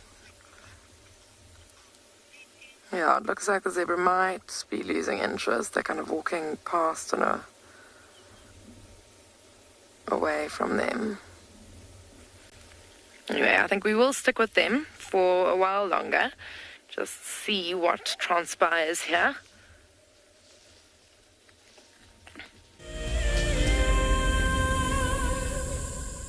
What fascinates me most about the animal circle of life is the intricacies between the large and the very, very small. I mean, it's very easy to go out there and find the large.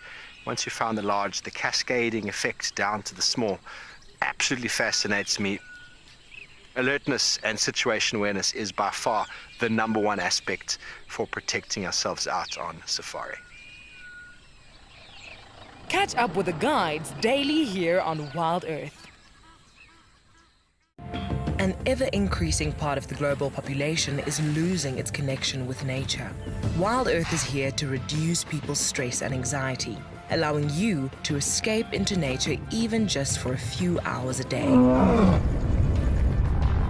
However, Wild Earth is expensive to run, and we need help from you to keep this ship going. Wild Earth Explorers gives you the opportunity to be part of a program that supports the sharing of nature with the world. My name is James Hendry, and I work here at Djuma Private Game Reserve in the Sabi Sands on the western fringes of the Greater Kruger National Park.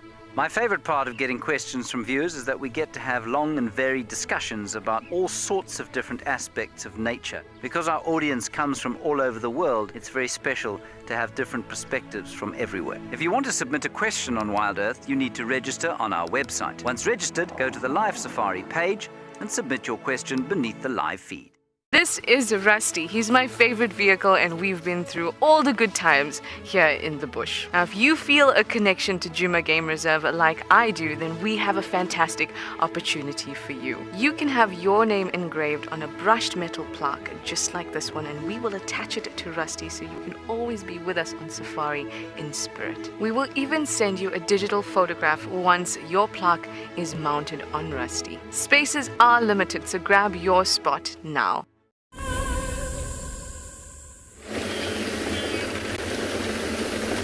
Thank you very much. So now the elephants have disappeared from the water hole at Gari Dam, where we had spent actually enough time with them. They swim, hoping to actually see the Tingana arriving to the dam, since he was last seen moving into the block, heading in a kind of direction towards that dam. And we now driving around here, checking a few roads, maybe may bump on him, because this is kind of a time where most kids, they get mobile and they're nocturnal, and they, of course, where he was moving in that heat, like around maybe 5 o'clock, somewhere there. It was still, for them, temperature was still high. And then it happens maybe he went lie down, what I think, because they do that. Or he might take in another direction than we think. So it's good to check anywhere it's possible. Roads is most, because they mainly use roads, especially when they reactivate their scent. And then, but I'm not sure in Ghana what his plan, if he's gonna maybe go back south or much west across quarantine. Because what I heard is that Hookmuri is actually not far, by the western border that side. And then, we're not sure what's going to happen. But if we find him, then we know where he's going to be mobile to. And then the next time, maybe we're going to look for him. We know where exactly to check, which now we know where to check. Because since he was last seen yesterday afternoon, this morning he was not found anyway. And nobody knew that he's still around until one guy found him moving across to one of the block. So while I'm shining around in these roads here, checking for possibly finding him, I'm going to be sending you to Kim with a cheetah.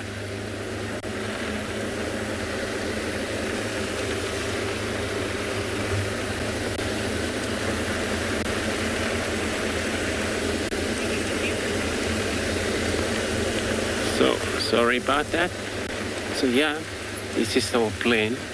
So we're gonna drive, possibly stop, listen to any of audio, because sometimes they vocal, sometimes they get spotted by antelopes, which antelope they make sound when they spot in danger. So this is where you would know that he could be around, or for sure tracking this kind of kids. It's not only finding their tracks, sticking with them, but you listen to any sound around. If there is any birds going crazy, if it's during the day, but at night, then you will be relying on many of these antelope, that if they ever bark, there's a kudu barking around, and then maybe possibly that they're in danger, because mainly when they do that barking sound, it's all about a warning to other animal that they're around, warning to this very same species of the same animal. So Tingana, what I saw, is actually doing great, and then looks like he's well healthy still. He's not actually bad, and what I'm seeing happen is that looks like he's standing up for his rights. He's not giving up to anybody yet, which if it happens, he come back this way, he maybe will stick around here. Maybe for the whole night, hunting around, possibly maybe kill something, that you'll probably stick around for a while. And I know you would be actually very hungry right now, because and then since he was last seen the day before yesterday with that full belly, and yesterday morning he was seen, he was not that full anymore. And I would imagine actually, finding him this evening just to see what he's like. In that case, you would be pushing to hunt, also to scavenge. Use a sense of smell. Whatever died, doesn't matter how far it is, they will able to get into the area. But these scavenging things, especially for leopards, sometimes comes vulnerable for themselves.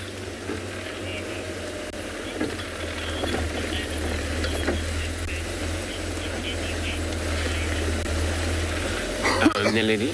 So no, not at all. You're asking if there is a colors actually, is any disadvantage on animals. So not at all. Usually the color is not, interfering or attracting any of other problem against the other animal, even from the same species. So it's only important for when they put the color in animals, for that kind of research they're doing. Probably the park's board when they want to find out how that animals move far, how far they go. When they run in which speed, this kind of thing. And then, of course, their activities. So it's not there for recording what they kill, and not at all. So only just to tell how far they move around. Also, when they ever run, how far they run, also that color can work on that. So, but once it's done, the research, they will disconnect that color.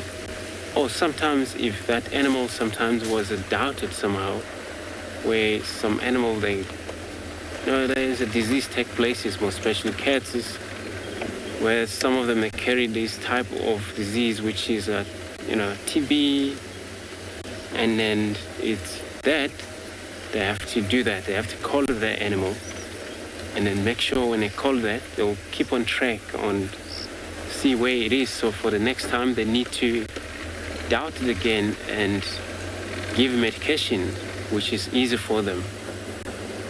So a collar helps that way, and then we've seen it happens not only on cats, but on a lot of animals, on buffaloes, on elephants. And without this collar, then it won't work in this reserve, because some animal which they're doing a lot of studies on them, or of course they have to treat them some diseases, you won't know when the next time you treat them, they go far, and then you won't find them. So you need a tracker which would assist you navigate. And then you can just fly or drive into an area where you know the GPS will take you into, and then you do your work easily, very quickly, than just driving around, just estimating to find the animal that is not around.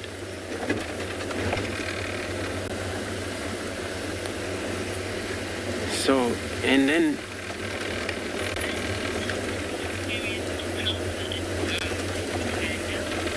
Amanda, so you're asking what is the scariest, closest encounters as a guide? Well, myself, personally, I know I never actually come across any of a difficult situation, but I know as a guide, what you come across is, it's one of these big 5 animal charge, and then where everything lost control. But mainly when you're on a walk, and then you take guests to the walk, and where then situation like that happened, and what you give command to your crew that, okay, if that happens, you need to stick to my procedure. If I say don't run, stay behind me. Then if it happens, one person lost control and then he ran separate way, then comes very difficult for you to defend, especially the single person that's running away, because now you have to, stick with the rest that are right behind you. Those that actually obey the rules, your procedure. That can be actually a very serious challenge as a guide out in the bush. That's dangerous encounter I can actually put as a first. If you're a guide, you mostly come across those situations where mainly you're going to have to shoot animal that way because maybe something went wrong, or maybe you didn't actually either follow instruction of how the animal behavior. Animal behavior is different. So elephant herds, more especially, can be very deadly if you walking into them, especially herds, where expose yourself in there. They can smell you. You don't actually downwind them. And then that can be sometimes come a little bit difficult, because then when you expose yourself, the clothes that you're wearing, they can still view you, they still have your side. And then now they have to trying to defend themselves because they provoke. It's all about when you disturb them, you provoke them for their own rights. They have to stand and then defend themselves. Where now you would shoot a lot of animals at once just because of the mistake, that little mistake that happened. So that does sometimes a bit of a challenge as a guide. That's one of their closest encounters with one of these dangerous animals. Looks like we're not getting right to a leopard here. Well, we're still checking just to see if we'll get it. Maybe eye reflections. The light itself can spot wherever it's hiding as long as you can see their eyes. This spotlight.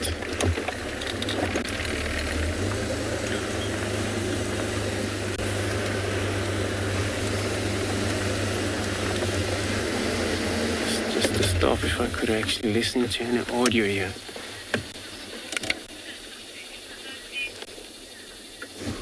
So everyone, we're coming in the end of the show for this evening, and I just want to thank all of you for being part of the show.